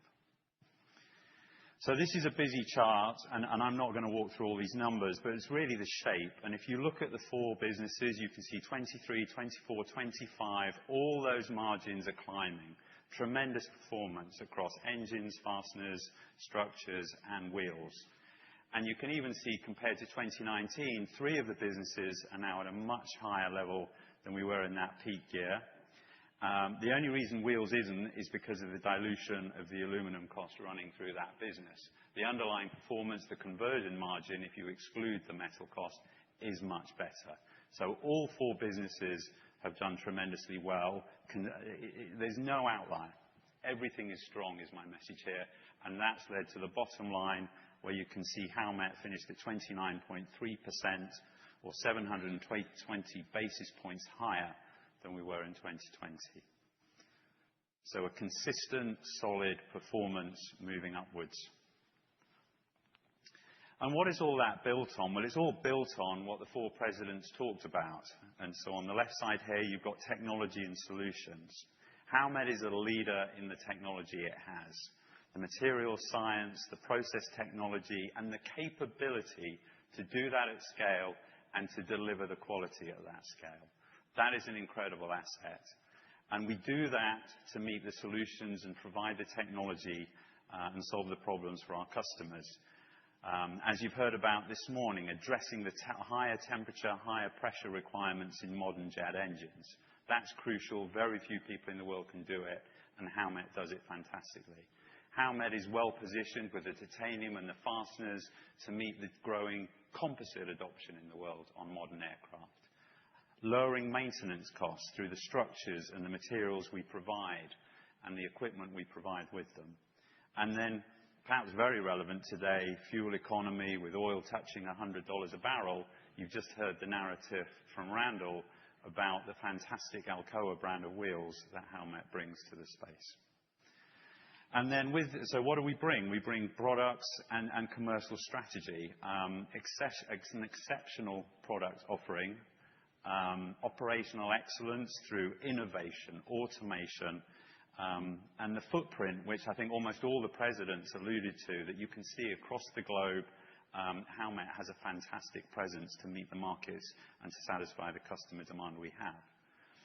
You have the commercial strategy, the commercial excellence. Some of you will have spoken to Mike Sinatry last night, who leads a lot of that along with other people. Mike is front and center of that for Howmet. We have long-term, deep commercial relationships with many partners around the world. We capture price, and believe me, Mr. Plant knows how to capture price, and share through LTAs. Again, as you've heard some of the presidents talk about, our contracts allow us to pass through materials, inflation, and tariff impacts, which really help protect and boost Howmet's margins. The cost competitiveness through the scale, through that global footprint, through the technology, is hopefully there for everyone to see. Now looking forward beyond 2025 a little bit, and I'm really just referencing the midpoint of the 2026 guidance that we provided in February. You can see on this chart, we're growing to $9.1 billion of revenue at the guidance midpoint in 2026, or 70% increase in revenue over 2020. We're moving to 30.3%. EBITDA margin up 970 points, and that translates into an EPS increase of 475% if we hit the $4.45 that, again, our midpoint guidance calls out in 2026. That platform is there and is going to deliver more growth in 2026. That revenue, those margins translate into more cash. You can see between 2020 and 2025, we grew over $1 billion of free cash flow from under $400 million to over $1.4 billion, a 30% CAGR, and we're now guiding to $1.6 billion at the midpoint in 2026. All the while, free cash flow conversion has averaged more than 90%, which is the target we've talked to, well over 90% between 2020 and 2025. We've done that while we've invested in the capital requirements, over $1.5 billion in that period, 2020 to 2025. Another way to look at cash generation, sometimes known as free cash flow margin or free cash flow as a percentage of revenue, you can see really, if any of you look at these statistics, these are very strong numbers, especially for a heavy manufacturing company. 10.3% in 2023, and now we're guiding to a very healthy 17.6% at the midpoint in 2026. We're going to push beyond that as we go forward. We see the opportunity to grow that even further. What is all that built on? Again, you've heard the presidents talk to it, but just to go over it, a strong operating playbook. Growth above market, the differentiated products, the technology we have just provides a really fantastic foundation to keep that going. We've got this very strong potential to increase margins across our entire platform, productivity, automation, the adoption of AI. You're going to see some of that this morning when we go to Whitehall. The foundation is fantastic for continued growth. We focus and John and the team and the presidents are very focused on allocating capital to where we're going to get the best growth and the best returns. Now, 70% of our capital, about $450 million, 70% of that $450 in 2025 went towards engines. That business is growing very strongly. The other businesses also get invested in, but we're going to be very selective and very targeted on where we get the best returns. Cash flow, we continue to aim at the same target, 90% cash flow conversion against net income. We're developing that fortress balance sheet that you've heard us talk about before. That fortress balance sheet gives us optionality when it comes to capital deployment. Just to talk about that capital deployment as I wrap up here, you can see 2020 to 2025. We've deployed over $2 billion, $2.1 billion to reducing debt, gross debt, share repurchases of $2.4 billion. We paid $400 million of dividends. Whilst doing all that, we've invested $1.5 billion in capital expenditure. A fantastic history of deployment. Now we look forward. Where do we now go? As we look at the 2026 priorities, we continue to be very disciplined and look for growth and returns, and we've guided to $470 million of CapEx at the midpoint. We're now working to complete our investment, our M&A, our acquisition of CAM for $1.8 billion, which is going to further strengthen and enhance our fasteners business. We're also going to remain in a disciplined way, in a focused way, vigilant for further M&A opportunities. We're going to be generating the cash, generating the capital to have that opportunity, but we're going to be very selective. We do not want to dilute what we want today. We want to continue to strengthen. We expect our share buyback in 2026 will be above 2025. While doing all that, we remain very, very focused and disciplined in terms of our overall strategy. Our leverage ratio, we expect to be around 1 at the end of 2026. We can only do that because of the performances that you've heard about this morning. To wrap up, we're working hard to build the financial muscle to do it all. Thank you for all listening this morning. With that, I'm going to hand it back to John. Thanks, Patrick. I think my two colleagues are going to rejoin. I was getting a bit concerned at one point. I assumed it was a bathroom break, but they might have feared your questions. I think we have about half an hour that we can, if you have any questions, that is. Yeah, do me a favor. We have mic runners in the room. Wait till you get a mic, and then please give your name and affiliation. Why don't we start with Peter here in the front? Got it. Hey, thanks. Peter Arment with Baird. Thanks, John, and the rest of the team giving us great details. Maybe a big picture question, but we've heard comments from SpaceX talking about the way they cast components for their Raptor engines, and they've done it in a rapid scale. And we've seen 3D printing for solid rocket motors for other companies. And we're just wondering, like I'm thinking about Merrick's business or the fasteners with Wagner, like any impact when we think about 3D printing, why we aren't seeing more in the businesses that you're involved in. Thanks. Let me have the first go, and then if Merrick wants to supplement. We use 3D printing, but we're also very selective where we use it. In some of the inserts that you're going to see as you go through the plant today, some of the things that go into making these parts, because of the complexity of them, and they don't, like the state of manufacturing is that they don't have some of the shear forces that we have to make from the metal parts. We do use it to produce extremely complex shapes. We're familiar with it. We have experimented with 3D metal printing as well. Obviously that's composite, plastic and composite types.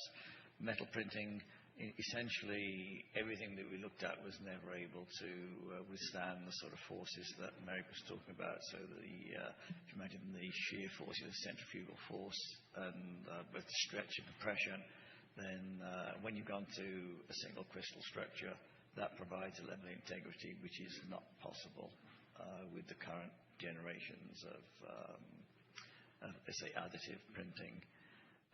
I'm also being quite leery about when we have experience where we printed like latches for Airbus as an example, and we both came to the conclusion that it wasn't worthwhile. Not say it won't be in one stage in the future, but it didn't achieve anything. The costs were actually higher, and what was the point of doing it when you're going to produce a higher cost part? Now, is it possible in certain aftermarket applications where the volume variety is very different to what we're trying to do, that it has applicability? Then maybe. And then the question is, where do you capture value? Well, where's the profit pool in say in metal additive printing? And I think you can see the benefits of the people who design the different alloys and the atomization of those metallic particles that go into it. So whether it's in a powder or wire form, so that's a profit pool. And the person who, let's say, adds together 15 components and can produce them in one, I think that's a big benefit for the recipient of that. And let's call it maybe more the end customer. And I think the middle ground is the person who has to invest in all of the machinery to do additive printing gets squeezed between those two. And so I don't judge the profit pool is of sufficient interest for us to spend a lot of time at it, nor is it very applicable to any of the parts that we do.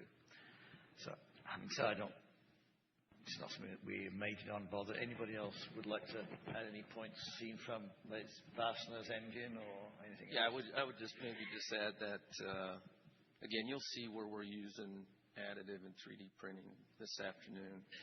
and where we think it makes sense in our business.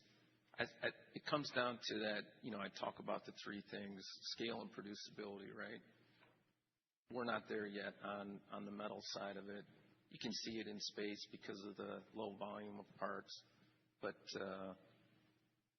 it wouldn't fit in right now with our operating process. Solid rocket motors have a different, I will say, stress factor. From the nozzles, the force is in one direction, not in multiple directions. I had a comment for fasteners. Well, we always need to be vigilant with the new technologies and their adoption. Fasteners is probably one of the last in the order of priorities that technology like this will eventually get to. You don't really get a lot of metal benefits of savings because of the shapes of fasteners are typically cylindrical, so you don't get a lot of benefits of the 3D and also the risks associated with a joint that may not pass compared to technologies that have been established for a long, long time. I will not discard, but I would say to you, unlikely at the moment. John? Hey, John Godden here at Citi. Thank you for the presentation. John, I wanted to follow up on IGT and the outlook. You had a great slide that had a number of charts where you showed demand through 2030 and then 2035. A lot of those charts seem to suggest that the growth rate between 25 and 2030 was a lot more than the kind of $1 to $2 billion doubling in revenue that you're forecasting. So, I'm just kind of curious, upside risk to that $2 billion. Maybe you could just elaborate on the outlook for IGT. I did point out that I'd only covered that segment of the market, so it made it look better. So I did want to make sure that I say it again, because you're looking at this slice of the market, therefore the percentage growth is higher. But if you look at the, let's say, total electricity demand, then obviously it's a much lower percentage because of the base load for, let's say, other industries, homes, et cetera, et cetera.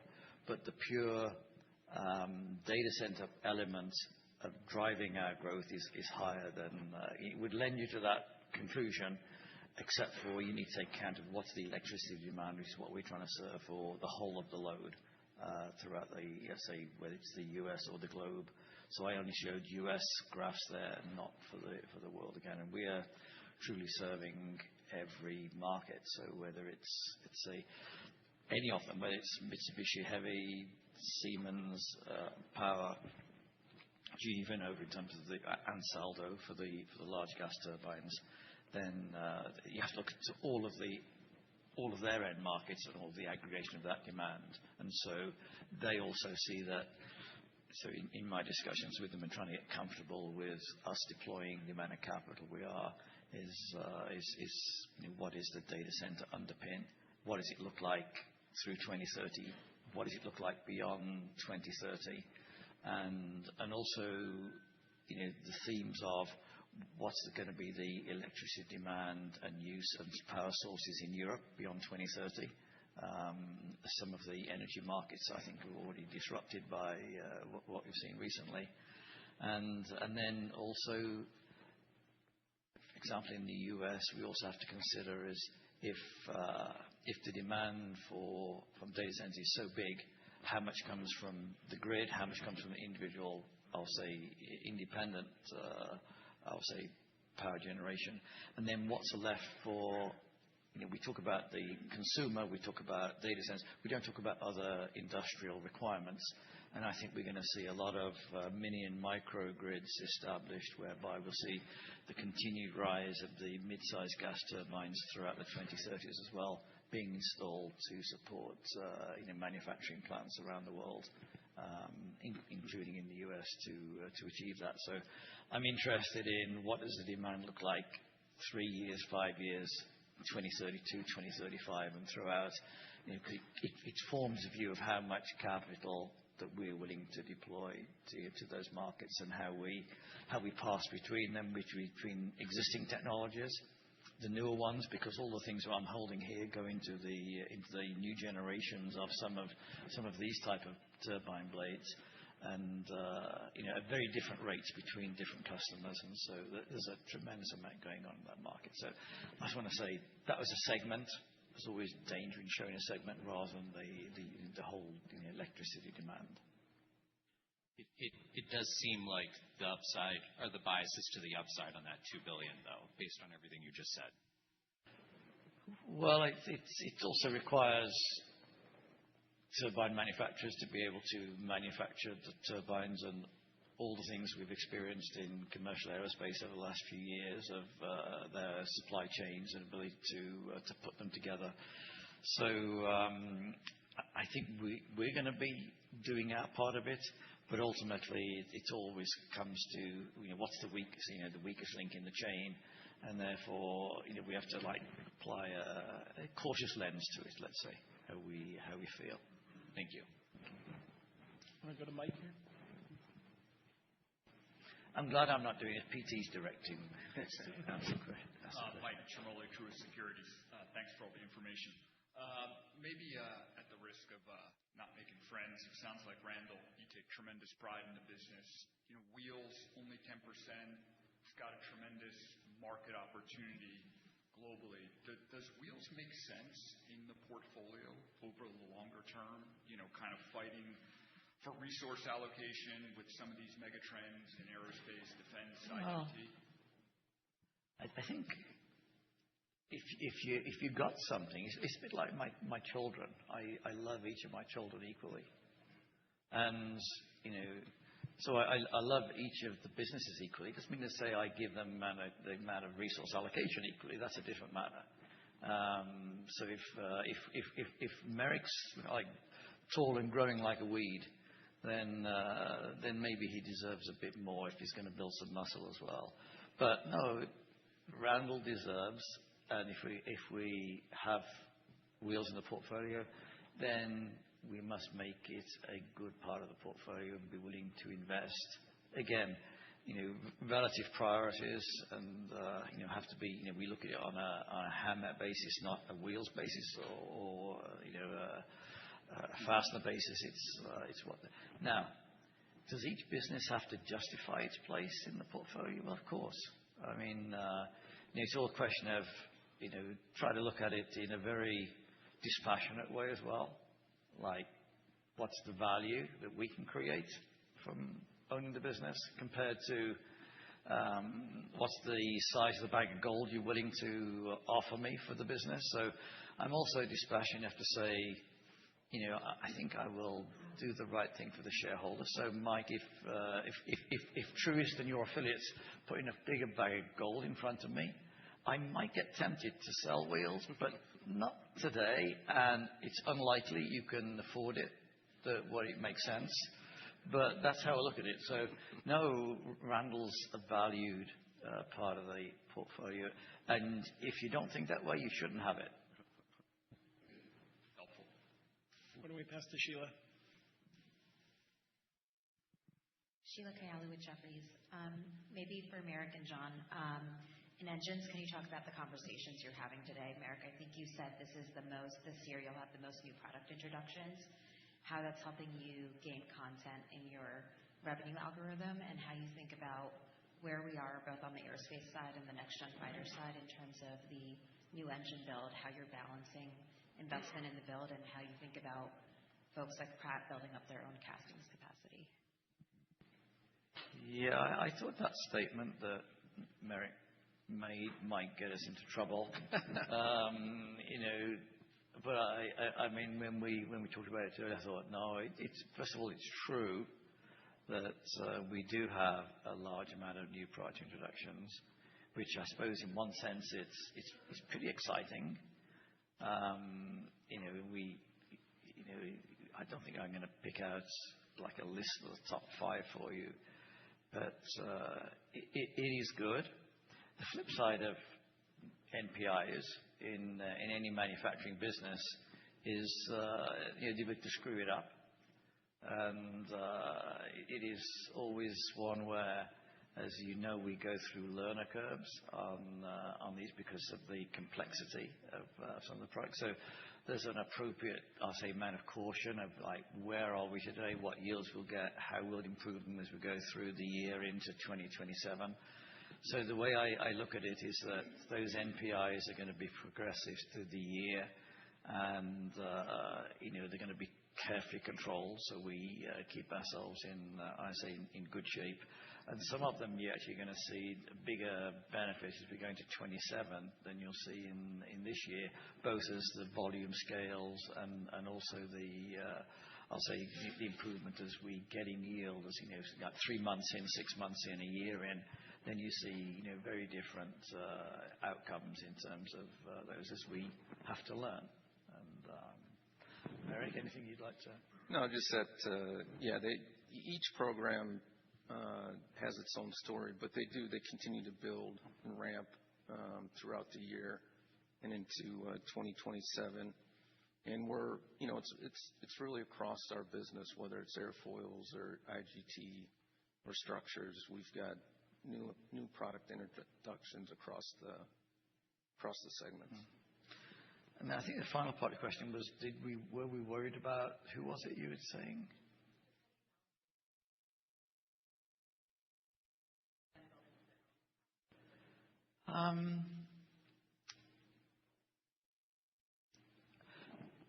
First of all, it's not easy to do. And as each time anybody thinks that they may, let's say, consider doing some things in the investment casting market, then if you listen carefully to it, we move the goalposts by a considerable amount. And so the best example I can give you, like in terms of like, so what has happened? If you look at take the F-35 and its engine, the original plan was that would be dual sourced. That was the Department of Defense back in at those times in the I don't know, 2016 or something period, and it was meant to be, I think, 70% for Howmet and 30% for our competitor. As it was, I mean, that was 20 years in the development, that level of technology. So it takes. If you looked at this as an example I'm holding in my hand, which, as you know, one thing I forgot to mention to you while as I digress, is that you see it now, then you don't see it. So when someone in the room crumbled one of these things up last night, whoever it may have been, is that I think we did try to retrieve the parts, or Annette did, because we were worried about you chemically analyzing them to see what had been done. Because you see, what you'll see today is you'll see it. And of course, in the final delivered product to customer, which is metal, it's all disappeared. So all of the control that went into the core prep or into the wax, every bit of it is then sucked out and dissolved and disposed of, that you'll never find it, never see it. And so you don't know what it's got. So I'm going to put this one and put it back in my pocket just in case I were to drop it and whatever. And when you think about it, we talked about third generation tolerance control. So you look at where we've moved to since 2021. And so that level of tolerance control that we had back in the let's say 2018-19 period, when it was 70-30, but our competitor was never able to get qualified after 20 years of development. 20 years is a long time, and they weren't able to get there. Is that then when we did the LTA renewal, we contracted at 100% across the turbine. Now, what does that do? You could have the simplest level. Well, you get a bit extra guaranteed profit and cash flow. Well, that's like, yeah, but that's not the reason why we would be willing to do it. It's because it actually stops somebody else learning how to do it. And if you think about the things we've been talking about, when we've talked about what's the balance between price and share. It's always been the and conversation. I'm not interested in necessarily taking our shares down because I wanted to grow above market. But gaining that share has been really important to it because every time we gain a scale advantage, it's really important to us because it gives us a level then of our ability to invest in automation, which you saw in the previous generation of what we showed you. But now if you imagine that we've moved the goalposts both on the technical front and on the ability to automate and on the digital thread, then it's made it even more difficult for somebody to compete with us on an equal footing. And so when we think about the things we're doing for, let's say, the next generation military engines, so think those engines which will go into either the F-35 upgrade or the F-47, or maybe it's going to be I mean, every one of those is going to be at another level. And we're able to take the technology to another level. So we're working on solutions which enable additional temperature ratings, additional thrust, because they carry weapons payload, and all of these things. And then in recent ones where we've done in the rotorcraft programs is that we've again sought to be at the highest share possible. So what we've done is where the policy has been, we want dual source. So we said, yeah, we'll do it for you, but you can dual source it to Howmet. Now, what do I mean by that? Well, we'll put part of the production in this state and part of the production in that state, so you have supply security, and which is what is necessary, supply security, so that those military assets are able to keep flying through any form of confrontation and have, let's say, immune to, let's say, fire or explosion or anything else that might go on. And so, because the technology is such that we've moved the goalposts to enable the performance that's required, it's like giving us a unique technological advantage, which we want to do. So we keep pushing it. So it's driven by the technology mode, driven by the volume mode, driven by the ability to scale giving us what Randall talked about, the amount of, I'll say, machine assist and automation. And again, these parts now, a lot of them, you actually don't want a human. This was proven last night. Anybody that picked it up and they said, oh, shoot, I've damaged it. Well, you don't want the human to touch it. You really don't. And because when we do it, we actually also place them in a certain way. So the things that we don't talk about, is it flat? Is it aside? Is it moved to things? So then we will cover it in, let's say, wax. They will put it into. We'll insert, the seeds that go in to grow the crystals. And at what angle do we do it? When we nest them, and it's like, so we multiple paths of molten metal moving through nesting systems where these things are going. We also angle them at different angles. So we're controlling the rate of flow of metal, the viscosity of the metal, and also the orifices, how fast does it flow. And then there's a lot of stuff that goes into this. So I'm getting quite carried away now. It's a long way of saying we're trying to move it. So it makes it difficult for anybody that wants. And as Merrick said, it really is. It's relatively easy to make one, in a lab, but making 10, 100, 1,000, making several thousand a week, that's really difficult. Merrick, anything you want to tell that? No. Where do we go to Matt? Back? Hi, Matt Akers from BNP Paribas. Could you talk about structural castings? I think it was one of the only areas you mentioned in the presentation where you're not number one. So as you kind of look at the opportunity set ahead of you, does it make sense to kind of invest and become number one in that market? How do you think about kind of gaining share over time? Our strategy has been, same in principle, that do we want to improve our relative market position? Yes. Have we been doing so? Yes. How have we been going about it? Well, we talked probably 5, 6 years ago, and it's the same strategy now because we tend not to change them very much, is that where our competitor was number one in that segment is precision cast parts. So they were the big guy on the block. And it didn't seem to make sense to us to just try to go head-to-head with somebody who's got the capital assets in place already. They've got the tooling in place already.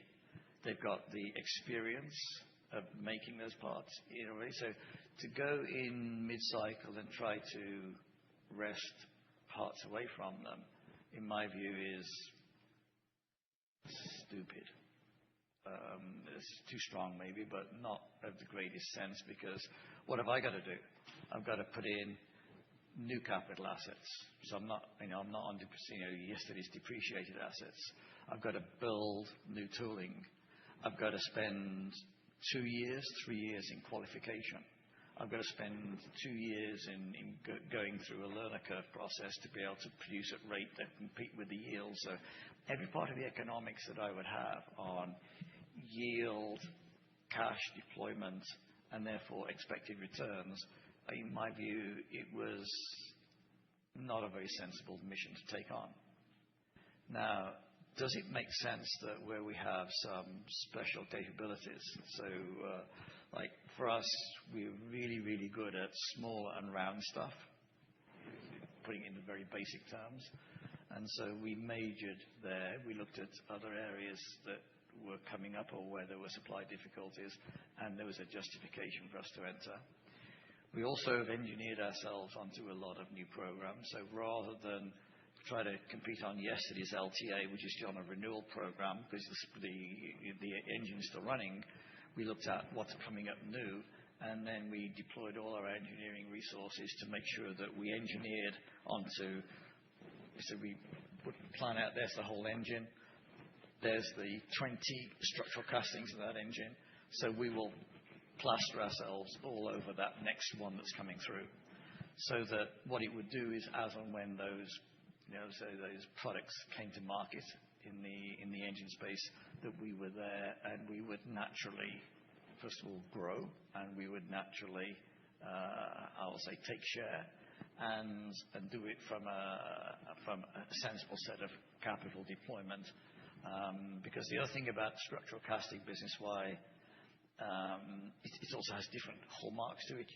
Because of the capital intensity, so even though you'll see extraordinary capital intensity in the turbine blade business, structural castings is a level above that because of the size of the mounting size of the furnaces, as an example. But you don't have the aftermarket. You get very few that require, I'll say, change on an MRO visit. Whereas it's very different in the things that we measure. And I really like being on the wearing part of the engine because of that volume. So if you look at some of the high-running programs that we have, we ended up where after the volumes going into the service sector, through the customers to the MRO shops, is as high as what's going into OE. And that gives you a level of repeatability and also a life going to the future. So like you take the one we are all working like crazy on, the CFM56, that stopped production essentially. I mean, there's 1 or 2 engines a year, but stopped production 5 years ago. Today we're making more of those parts today in 2026 than we did in any year in the last decade. And that's the wonderful thing about positioning yourself right, thinking your way through what gives you that sustained advantage into the future. And what's more, the volume's going to go up again this year.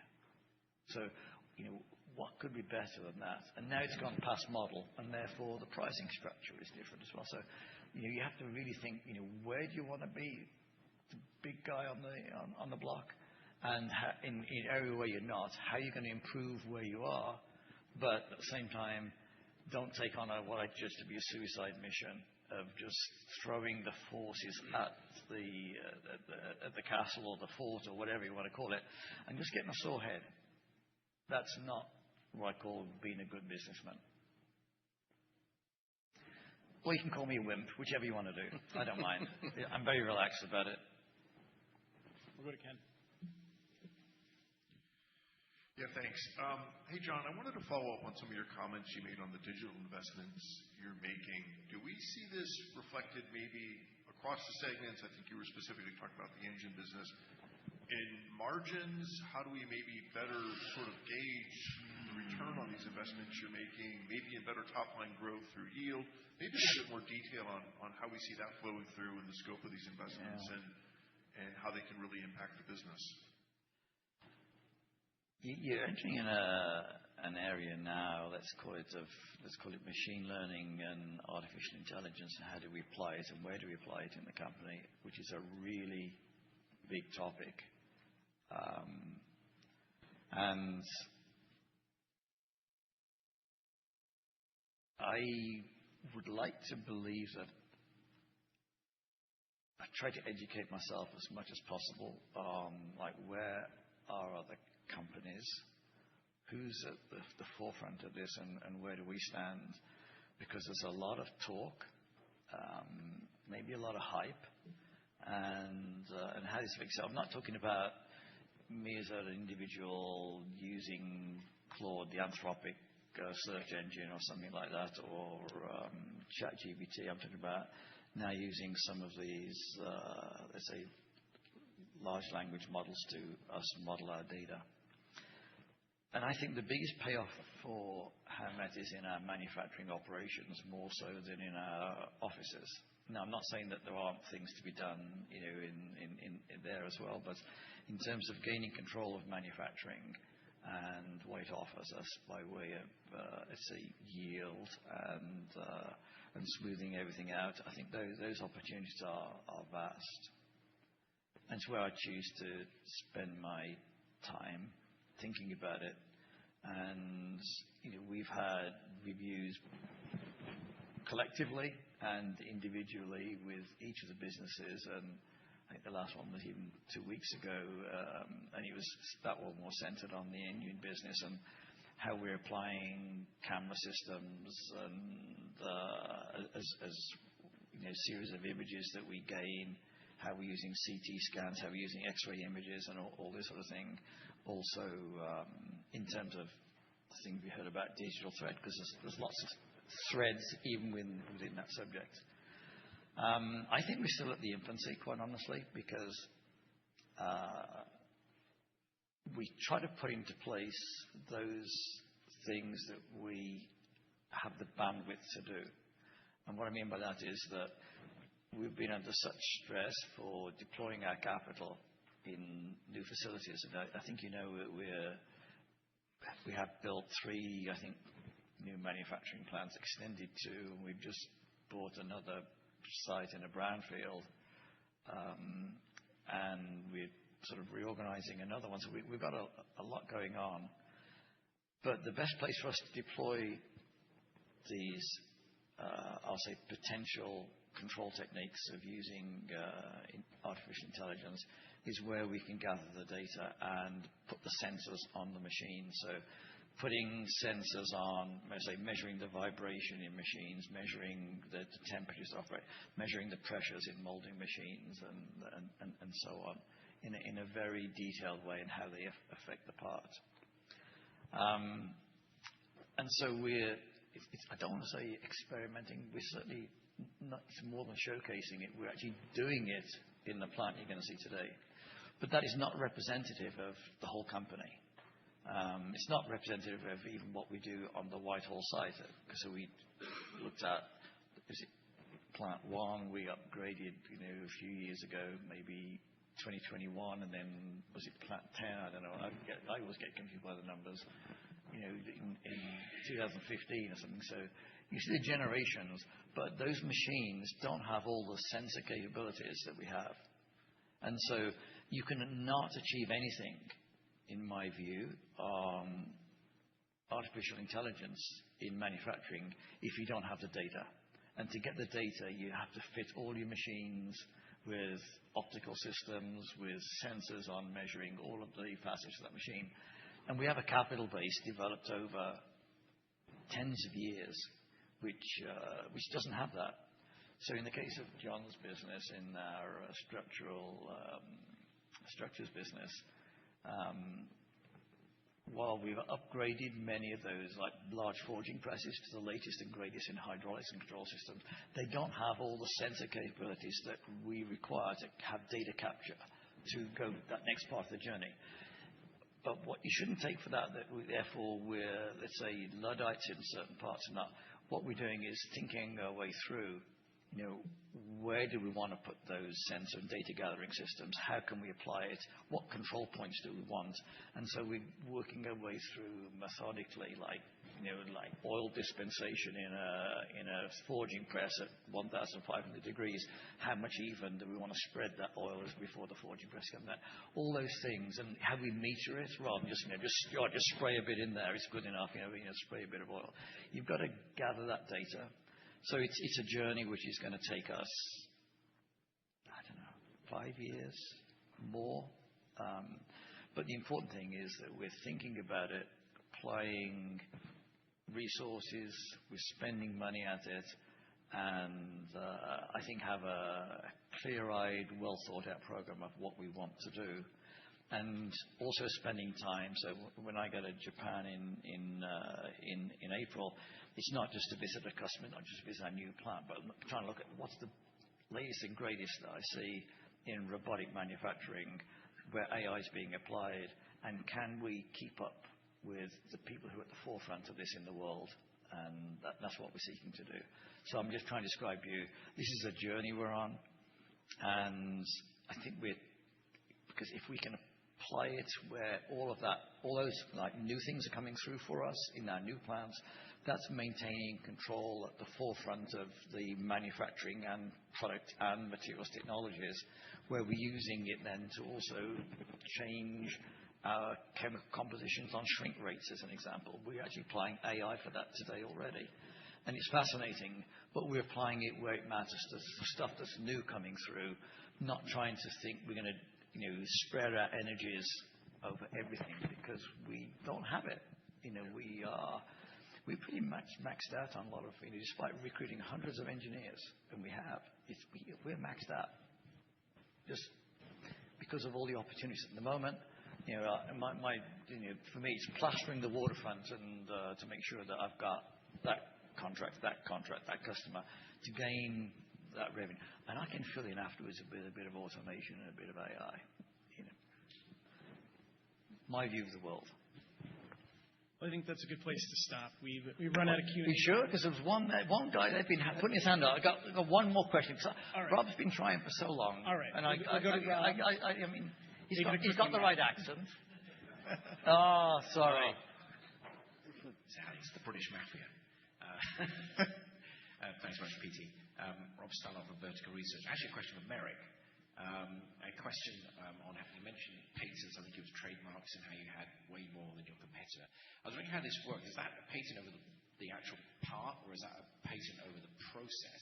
And how difficult does that make it for your customer to subsequently give that work away to someone else? I'm sorry, I didn't catch the patent side. I'll cover it for you. I'm going to rescue you. Okay. We don't have patents over the design. That's not what we do. We work together to co-design. We explain what is the art of the possible. They can take, or jointly we can take those design limits to its extreme, and to achieve that. All the things like all the things I talked about, what goes into making one of these, what goes into the temperature we cast at, the angles we cast at, how we position crystals, how we have, I will say, models to look at how we gate, how we run, what angles we do, what cooling that we do with different parts of the casting. That's all Howmet's technology. The final IP, so let's say the part that goes into a GNX engine on 787, then those turbine blades will have the design control will reside with our customer, GE.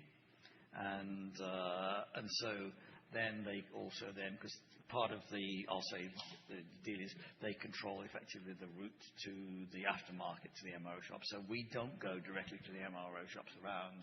We'd have to have a different, strategy altogether if we did that, and we choose not to for, I think, good reason. Thank you. Okay. Can I close up? I think we'll close up here.